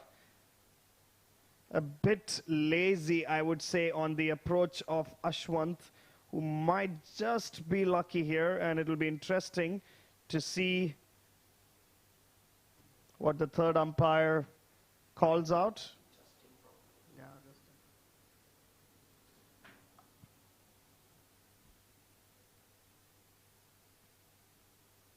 The Colatta Chocolates seemed very confident of that appeal, but it seems that's not out. This is an example of what coaches say, that never take your eye off the ball, especially when you are out of your crease.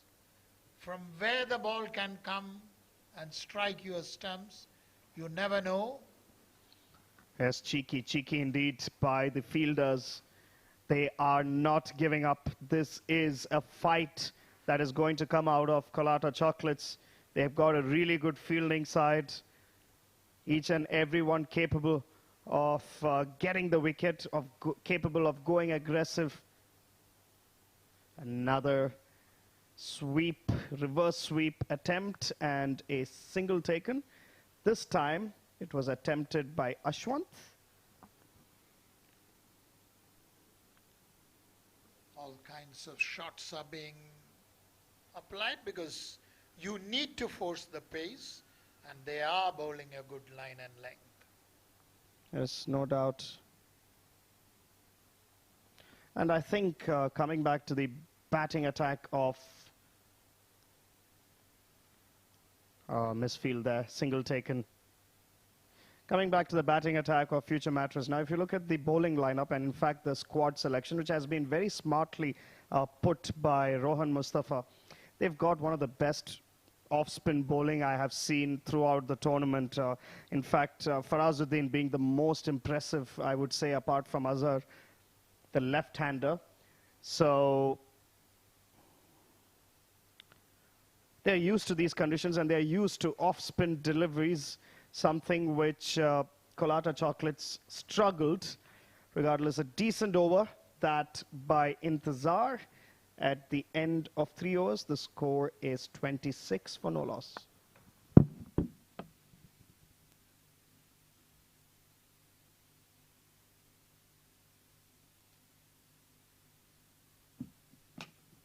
India should have won by now, I think. I mean, not India. South Africa would have won by now. They need 4 overs. They need some 32. They'll make it easily. Markham is out.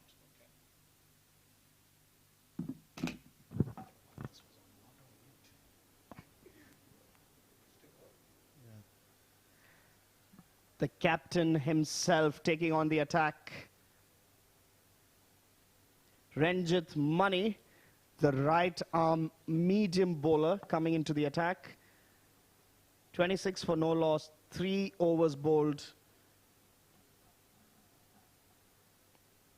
Can the captain make a difference here? Oh, skidding there. Very good start. First ball outside the off stump.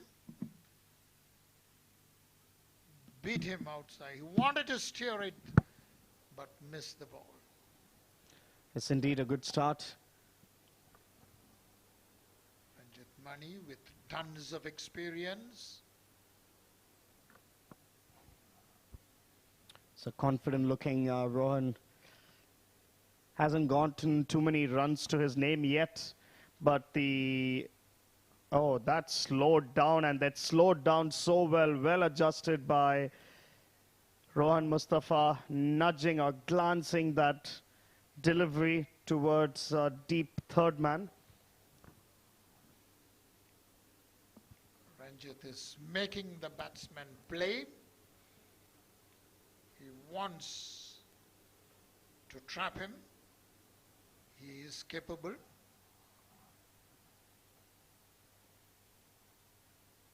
Yes, the right field setup, I would say, and good bowling this by the captain himself. Yes, that's what I would think that Colatta Chocolates need to do, is to try some of their unconventional bowlers to see if future Mattress can fall prey into... Oh, missed there. Good delivery. The ball pitching low. And this pitch has been giving us googlies over googlies, KR, with the way that it was predicted and the way that it's performing. You can see that in some of the medium pace bowlers. We saw that in Umair as well when he was bowling for future Mattress, that the ball is holding on to the pitch almost as if the pace is being reduced by about 10% once the ball pitches. Exactly, because we can say the pitch itself is a googly. Yes, exactly. The team of future Mattress will be quite happy with the way that's in the air, but very safe. Single taken.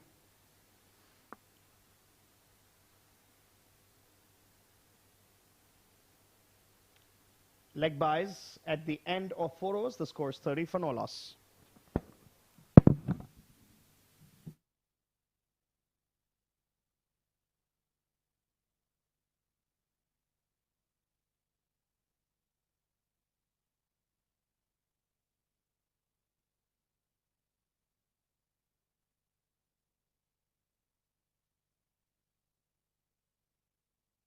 So 4 overs bowled, 30 for no loss is future Mattress. 3 bowlers used by Ranjit Mani so far from Colatta Chocolates. Intizar, who's done a beautiful spell, 2 overs, just 8 runs given. And the captain himself bowling well. Now into the attack is another spin bowler. This time it will be Gopan. Gopakumar Gopalakrishnan, who is produced some great spells, lots of experience.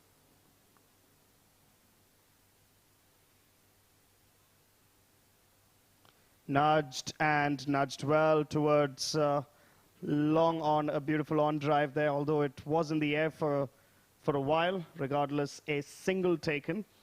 Now I wonder if Captain Ranjit Mani here is using the FOMO approach, fear of missing out, because they do have the pace bowling options, which has not been tried yet on this pitch. If you look at future Mattress bowling lineup, of course, Umair was there's no doubt, but Umair is more of a medium pace, but not a real pace bowler. And I wonder if that might make a difference into the approach from Future Mattress when they are batting? It all depends on how accurate the bowlers are in this wicket today. We saw whoever has bowled a tight line and length has been rewarded. Let's see what Gopakumar does. Very good delivery. Played to long on for a single. Yes, the only way that Colatta Chocolates can have any sort of a chance in this match is if they take wickets and they take them in quick intervals. These two, if they are set well, they will play shots like this, and this is 6 number 2 for Future Mattress and the first one for the captain. Very well picked. Came out and just ensured that he gets a maximum. Rohan in full flow can take the match away from any opponent in a flash. Yes, indeed. They will be looking towards a very positive start. Team Future Mattress coming down the track again, this time just glancing towards long on for a single.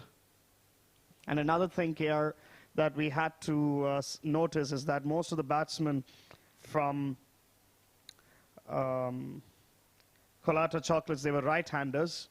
And even then, the off-spin bowling of Farazuddin, there has been so accurate that the turn was, and it was pitched so much on point that always the ball found its way to the stumps. And that's something that Colatta Chocolates need to desperately do if they have any chance. Today's wicket is one that be a pacer or be a spinner. If you maintain a good line and length, you will get a wicket, because this is a testing wicket, and a low, especially because of a low score, you have to attempt everything to get a wicket. And there he gets it. Ranjit Mani strikes. Yes. A slower one, played back. Yes, the captain himself caught and bowled, missing out or misjudging the pace at which the ball came to him. He played the shot a bit too early. He wanted to nudge it towards long on for a single, but the bounce coming higher than expected, and he has scooped it back to the bowler. The captain taking out the captain. First wicket falls for Future Mattress. The score is now 40 for 1 after 5.1 overs.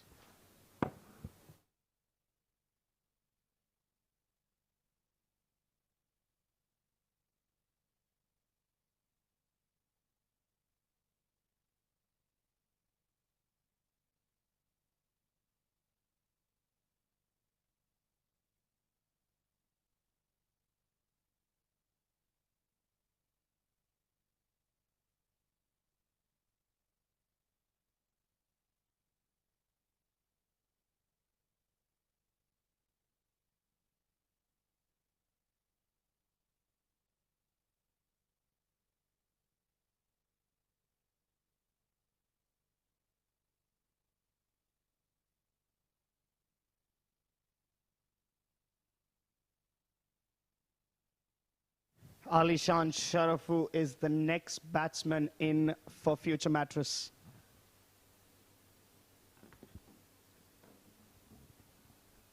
Alishan, a very promising player. Lots of experience he has already gained from domestic cricket. Yes, can the captain, this is a loud shout, not given. Captain and the keeper in utter disbelief here.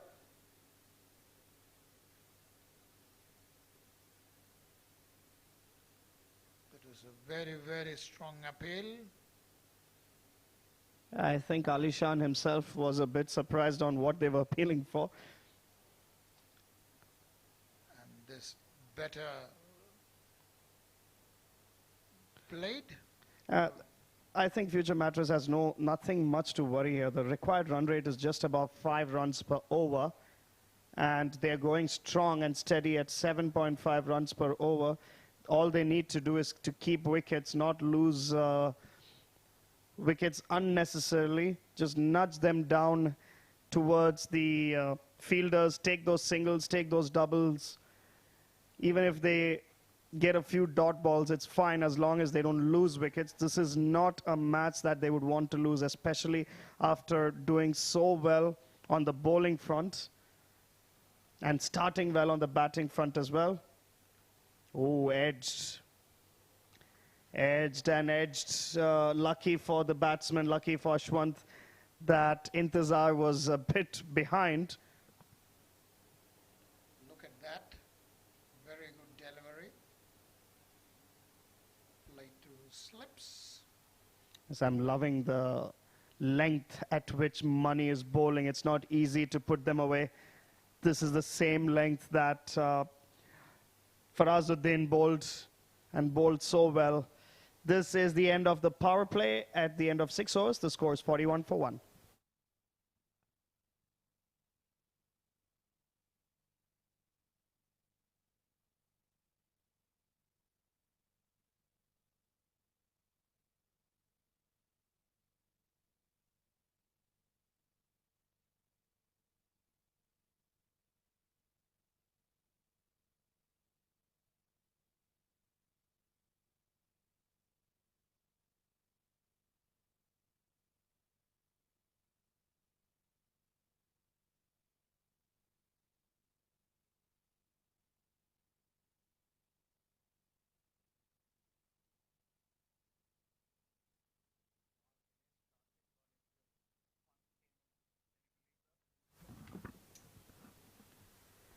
There it is, end of the power play. Ali Shan is on strike. Future Mattress well positioned, steady start, 41 for 1 in 6 overs. Going strong at a run rate of 6.83, a required run rate of about 5.3 runs per over. The stage Colatta Chocolates not too far. They were 39 for 1, with the main difference being Colatta Chocolates giving away too many wickets. A couple of them due to misunderstandings, run-outs.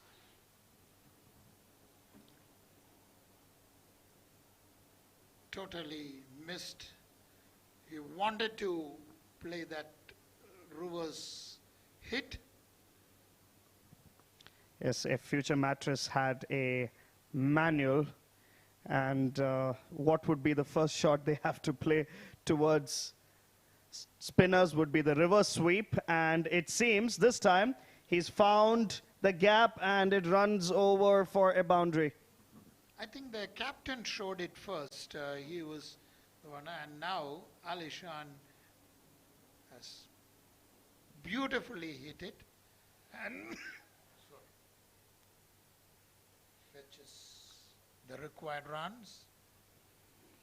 It's so sweetly timed. If you looked at this delivery as well, it was drifting more away from him, but he adjusted himself so well. This was a drifting delivery. It was not the conventional off spinner like the one you saw right now. Look at the confidence of Ali Shan to have played that shot early in the innings. Yes, Colatta Chocolates running out of options. They need to get another 3 to 4 wickets within the next 4 overs or so to have any chance, knowing the deep batting lineup of Future Mattress and a very low score to defend.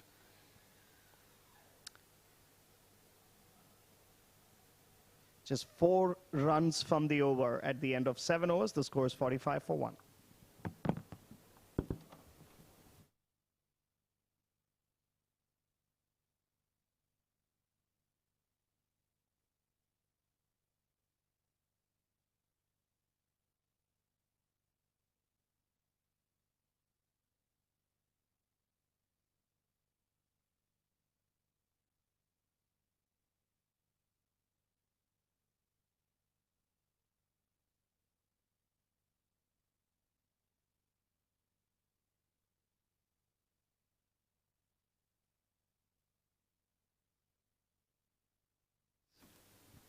7 overs bowled, 45 for 1.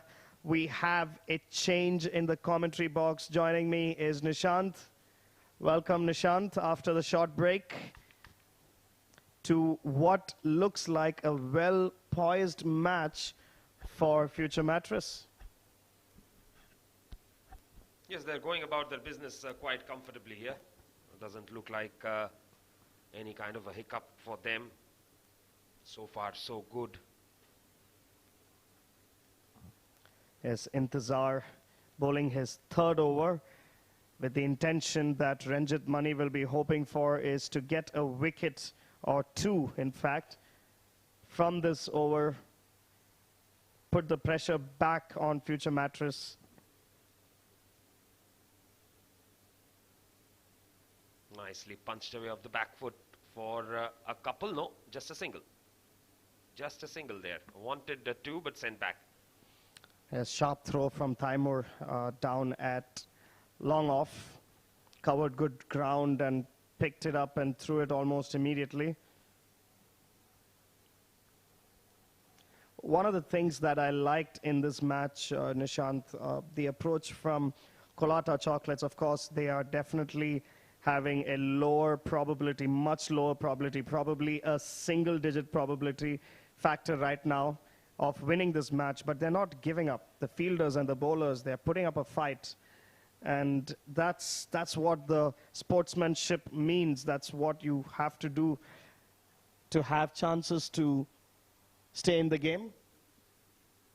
Oh, a lot of turn there. Lot of turn. That has gone right through. Not the first time we have seen that happen. 4 byes. Yes, indeed. We saw that in the innings of future Mattress when they were bowling. The turn being so immense that it completely bamboozled the batsman. 50 up. Yes, and 50 up in good time. Just 7.3 overs. They still have 9 wickets left to their name. Intezar, unlucky. Coming down the ground, punching it towards long off for a single.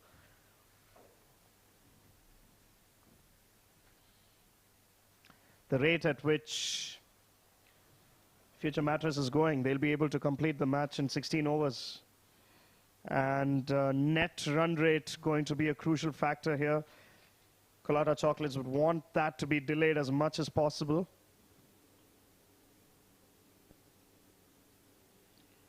Cut straight to the fielder. No chance of a run there. Alishan wanted. Ashwant sent him back just about the right time. Yes, indeed, and I think that's the length he needs to keep. If all the bowlers of Colatta Chocolates are able to pitch it around in that area, they will make it very difficult for future Mattress to be able to score. And a bit short of that, like what we saw just now, be able to free their arms and cut it towards the extra cover or even long on or long off region for a single. 8 overs bowled, it's 52 for 1.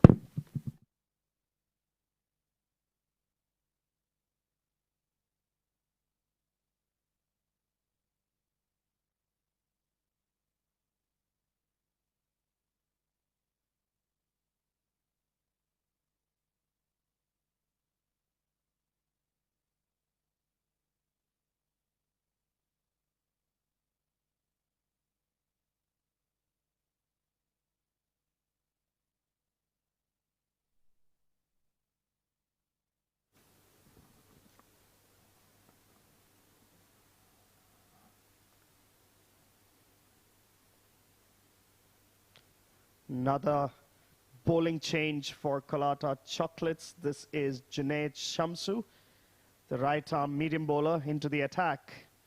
Mixing it up, Ranjit Mani.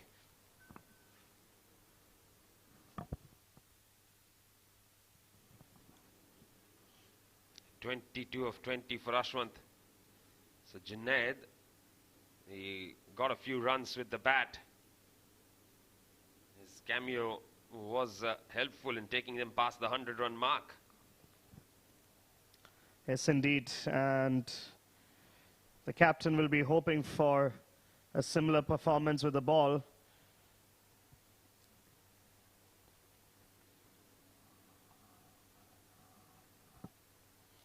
Nudging it towards the offside for a single.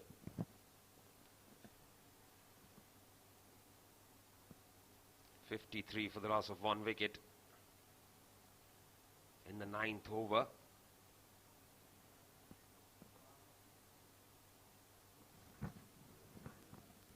Alishan batting on 6 of 11. Slow delivery. Nicely played. Just opens the face of the blade there. Beautiful shot from Alishan. Yes, talk about placing, finding the exact gap between the two fielders there. Textbook shot, Alishan, very classy, guiding it towards the offside boundary for 4 runs.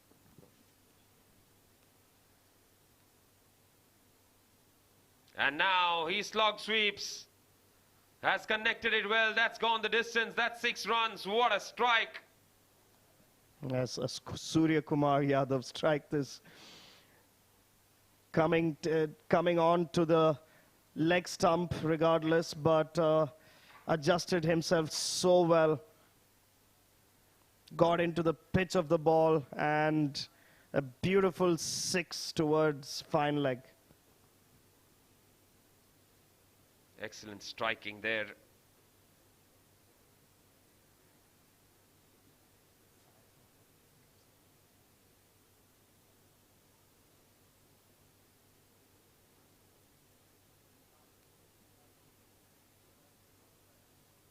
This is the first time the ball was lost, no? There's not many 6s hit today. Yes, some push-ups being done by Taimur, trying to keep fit.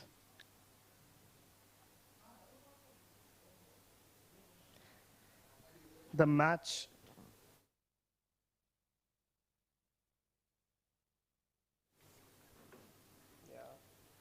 So 16 of 13 for Alishan. He started off on a slightly slow note, but picked up brilliantly.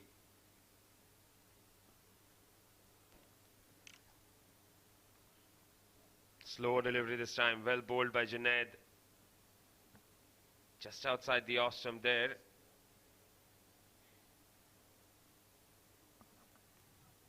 Yes, indeed. Well poised the match. Very much in favor of Future Mattress. 63 for 1, 8 overs bowled. This is mishit, but will find itself running towards the boundary, but well fielded there by Taimur.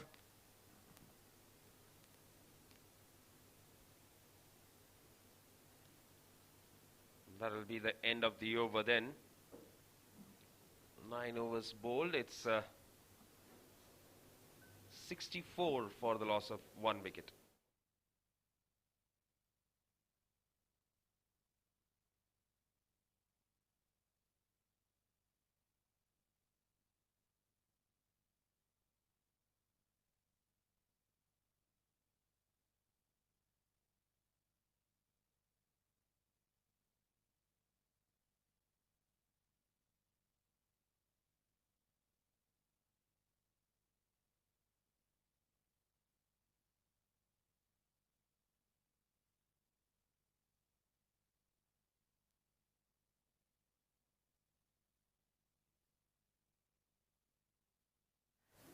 Iftikhar, Intizar rather, back into the attack.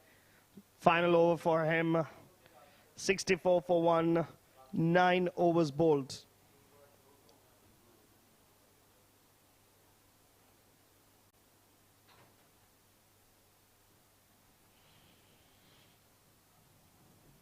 Too short, but unable to dispatch that. Alishan on this occasion.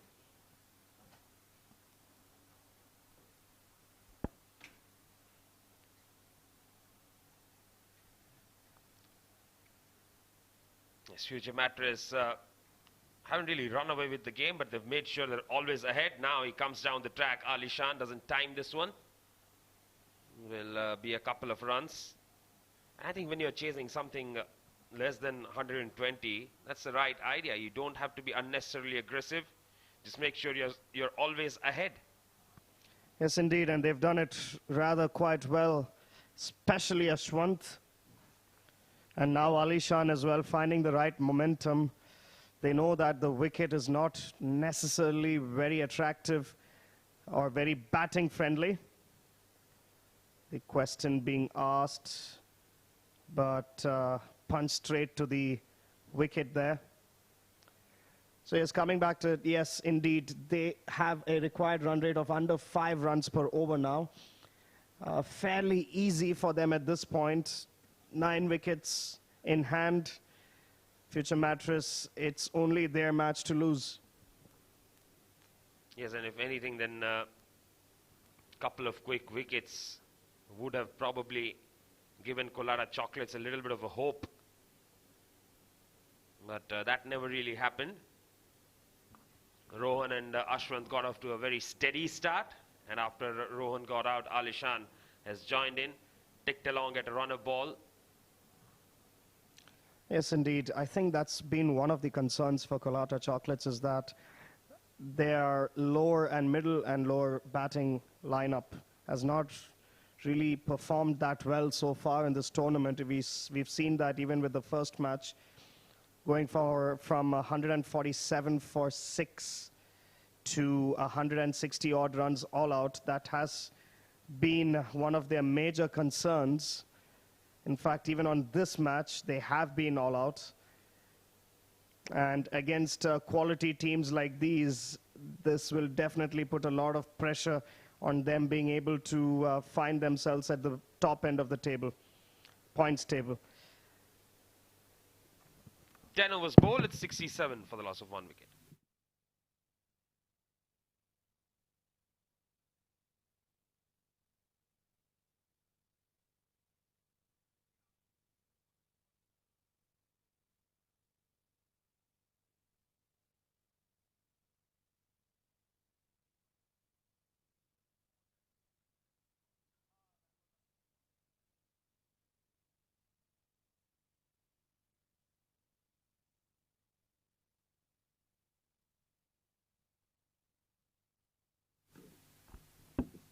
Fresh over. Was being clipped away. Will pick up a single. As Shamsu back into the attack. The match very much tilted towards Future Mattress. 67 for 1, 10 overs bowled.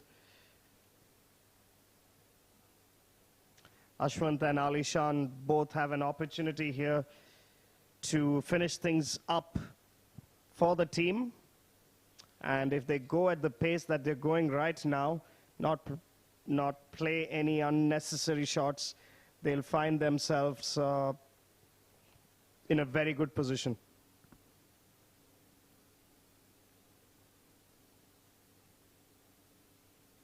Pushed away into the offside. Comfortable single. Yes, I think they're just enjoying themselves in the middle, Ashwant and Alishan. Just trying to get bat to ball, get their timing right, get themselves set for the remainder of the matches.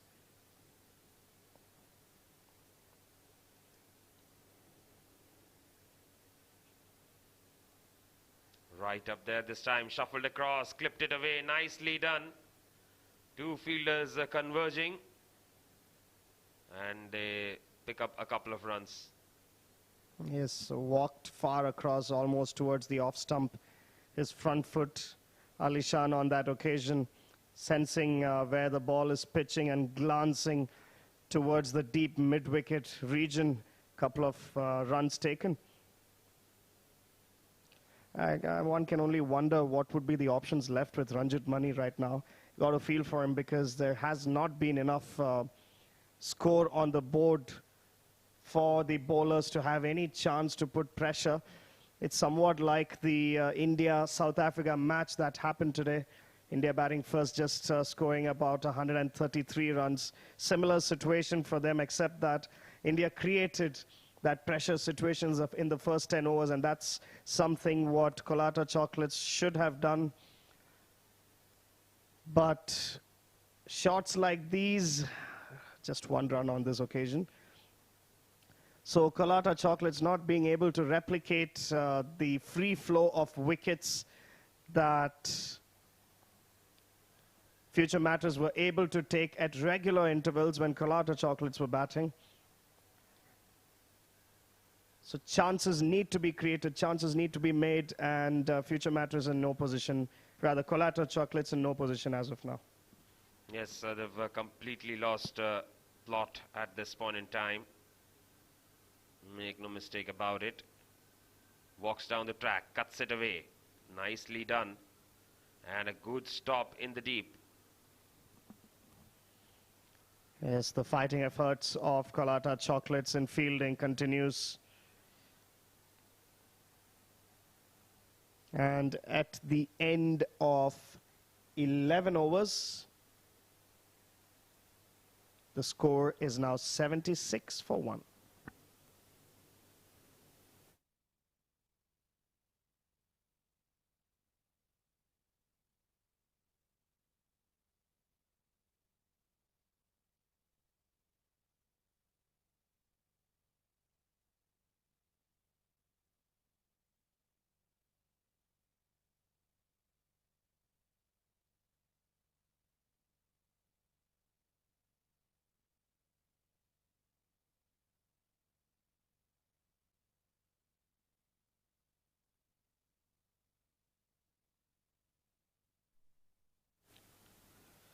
Ranjit Mani back into the attack.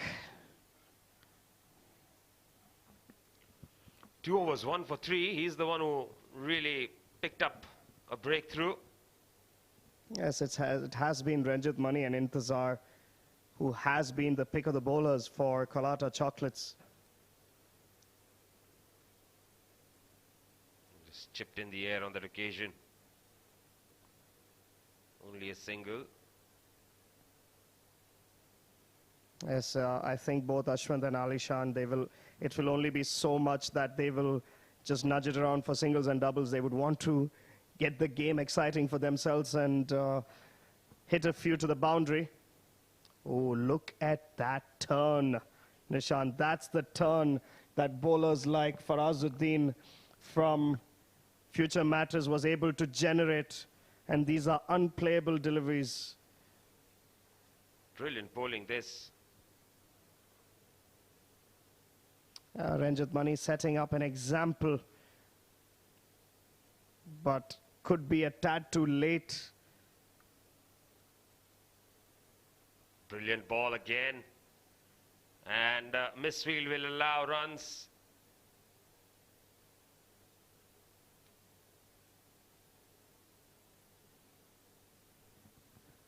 I wonder if he would need 2 slips, to be honest.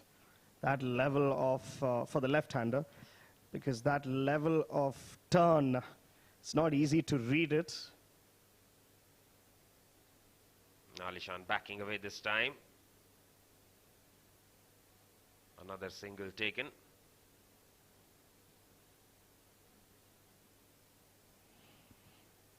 Just about 36 runs required. 8 overs left.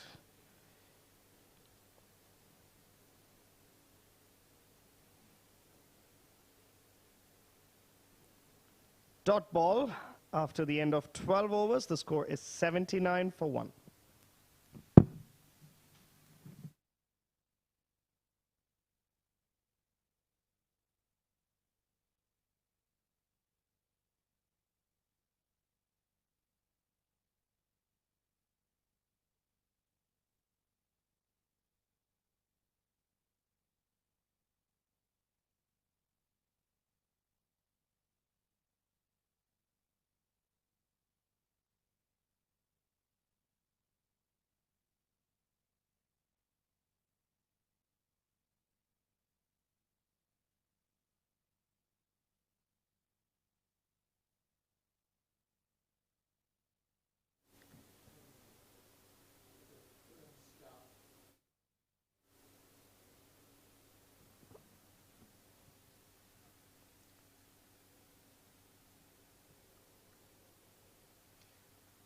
Yes, for the first time in this match, I would say we get to see some sort of pace. It will be Zishan who will be continuing proceedings for Colatta Chocolates on the bowling front, bowling from the Sharjah Cricket Stadium end.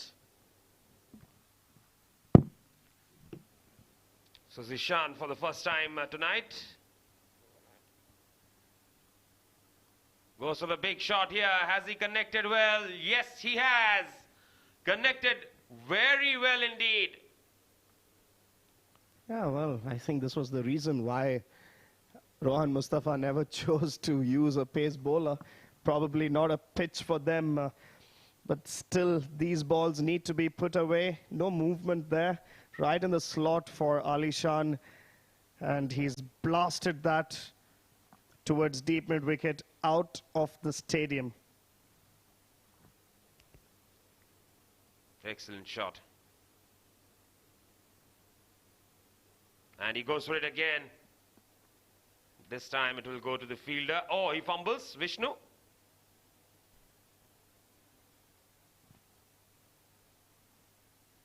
Yes, indeed.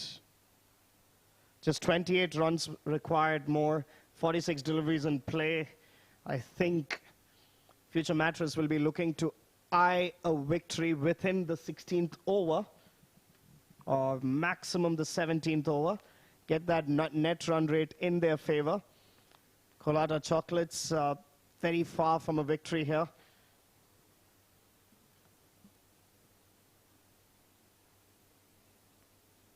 He comes down the track, he's gone upish, and he's gone for 6. As Ali Shan freeing his arms, plastering it towards long off.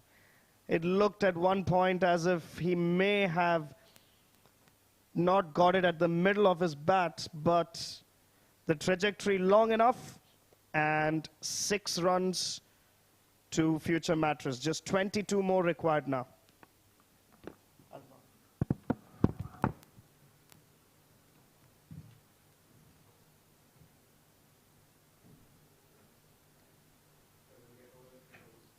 Three more deliveries to go in this over.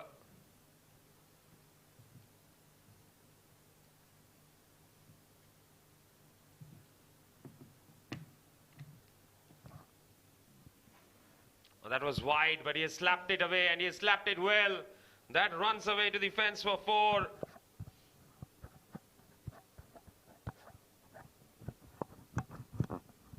Yes, nice shot there.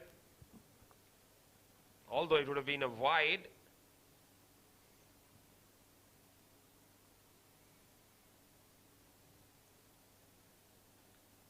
And this is an expensive over from Zishan, going for 18.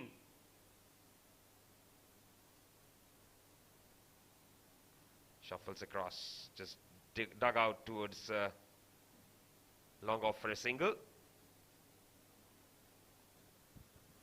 And we'll have a quick change in voices as KR is back in the comm box. Thank you, Nishant. Future Mattress is, can we say, on the mat of victory. 17 runs needed of 43 balls. They produced excellent cricket, bowled brilliantly, batted intelligently.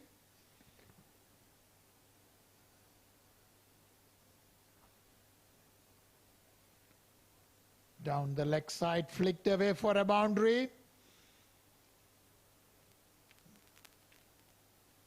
It's very nicely struck there.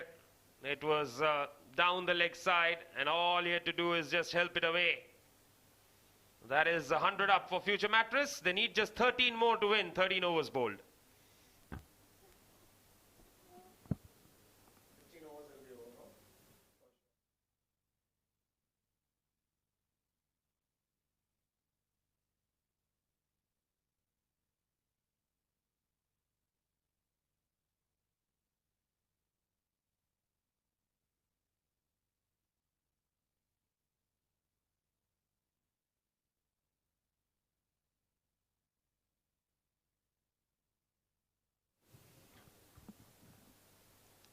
Alishan is on the verge of getting a well-deserved half century.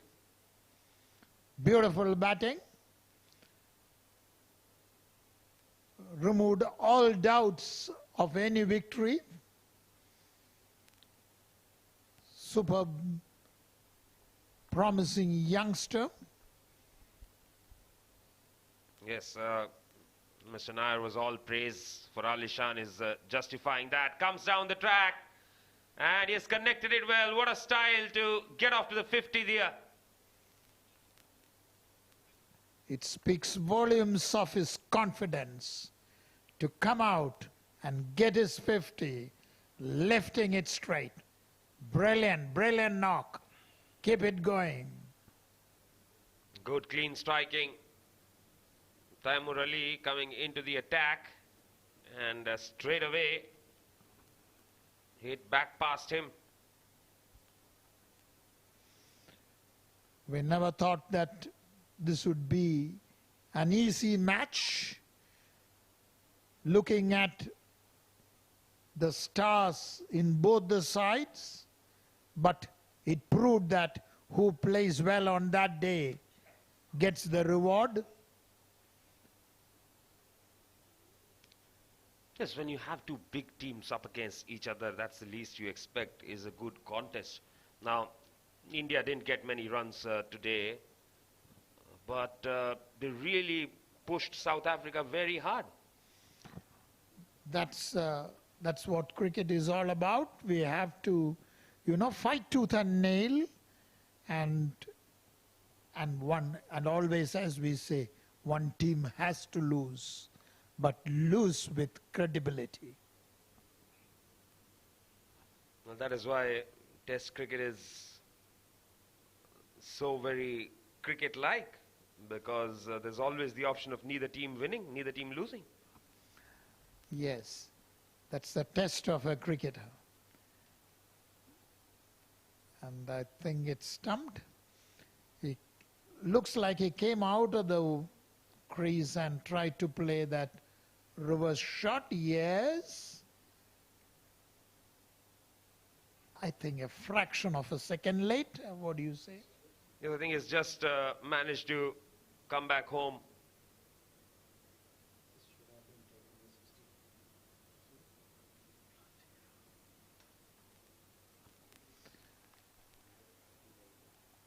He proves to be a very skillful revolving batsman.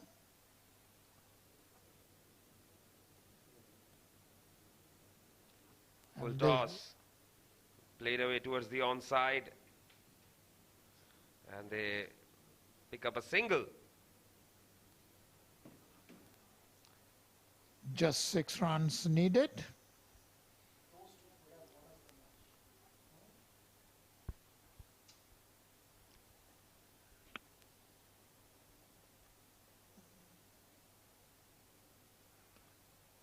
Powerfully hit to the deep, gets a single. So just the 5 runs needed now. Alishan, he'll be thinking one shot. Can he finish it off in style? He tries to, and it just falls short of the fielder there. They'll pick up a single.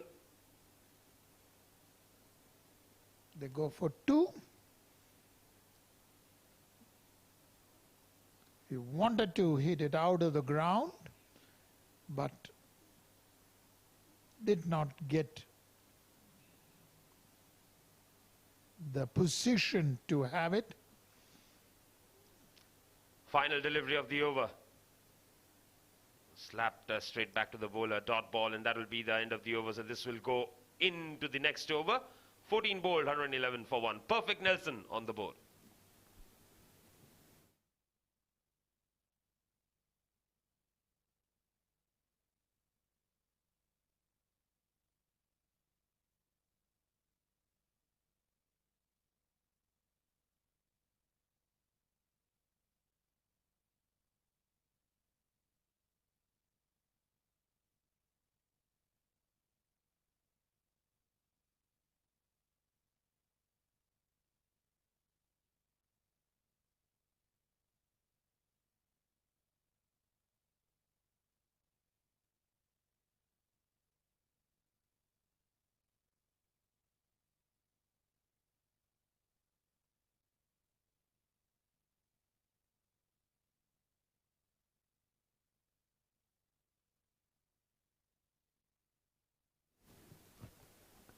Down the leg side, tickled away fine by Ali Shan, and that is all over. Boundary to finish things off. And fittingly, it's Ali Shan who does the job. What a shot. What a lovely shot. A great innings. Young Ali Shan, 59 of 37 balls. Future Mattress win by 9 wickets. An emphatic victory. Yes, a very, very comfortable victory for Future Mattress. Of course, they lost Rohan early out for 16 of 17, but after that, Ashwin and Ali Shan didn't give them any chance at all.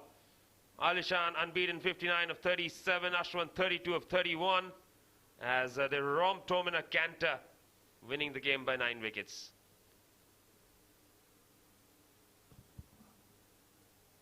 Not much to talk about as far as the Colatta Chocolates bowlers were concerned. Only Ranjit Mani, the only person who had something to show, picked up a wicket. Everybody else going for runs. Yes, 3 overs, 1 for 6 for Ranjit. Intezar bowled a very economical spell, 4 overs, none for 14. I think the idea to open with him was brilliant. Just the execution wasn't. Then Gopa, Junaid, Zishan, all going for runs. Taimur conceding runs as well. They lost the first wicket with the score at 40. And then a 75-run partnership, unbeaten, taking them home.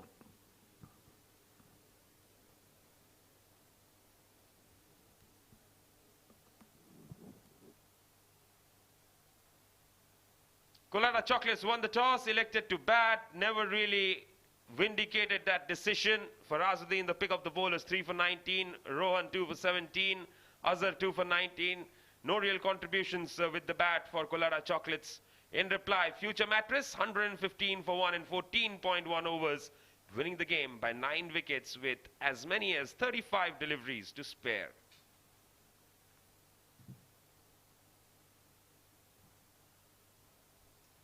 Well, that's all for this game. What we'll do is we'll dive into a short break and come back with the post-match presentation with Azhar. Upcoming game is between Pacific Group and 11 Ace. We've got a bit of time before that begins. For now, let's take a short break and head across to Azhar.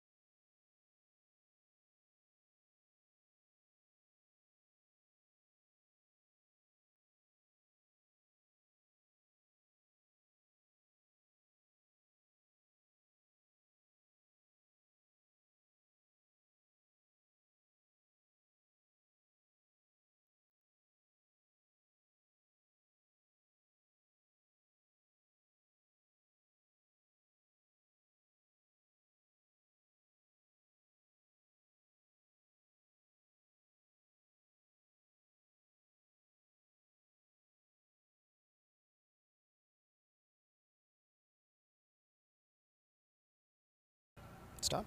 Yes, good evening, ladies and gentlemen, and welcome to the post-match presentation of the Sky Exchange Net CBFS T20 League Season 2 powered by FanCode. Before we begin, firstly, we would like to thank Sharjah Cricket and all the administration involved behind the scenes for its support in hosting this level of a tournament. We would also like to thank our sponsors, title sponsor SkyExchange.net, powered by sponsor and official streaming partner FanCode, event partner TCM, toss partner ABBA Sports Services, associate sponsor OurSouk.com, support sponsor Toyom Sports Limited, and merchandise partner 7 Districts. It is the match number 13 of the tournament. Future Mattress has defeated Colatta Chocolates by 9 wickets. Commencing ahead, we would like to be moving on to the further awards of the night. The award will be presented by Mr. Iftikhar Ali, who's the match referee for this 13th match. And the Souk player of the match goes to Farazuddin from Future Mattress. For his 3 wickets, he will be receiving a gift hamper from OurSouk.com, and also he will be receiving a 20% voucher on all products purchased from OurSouk.com.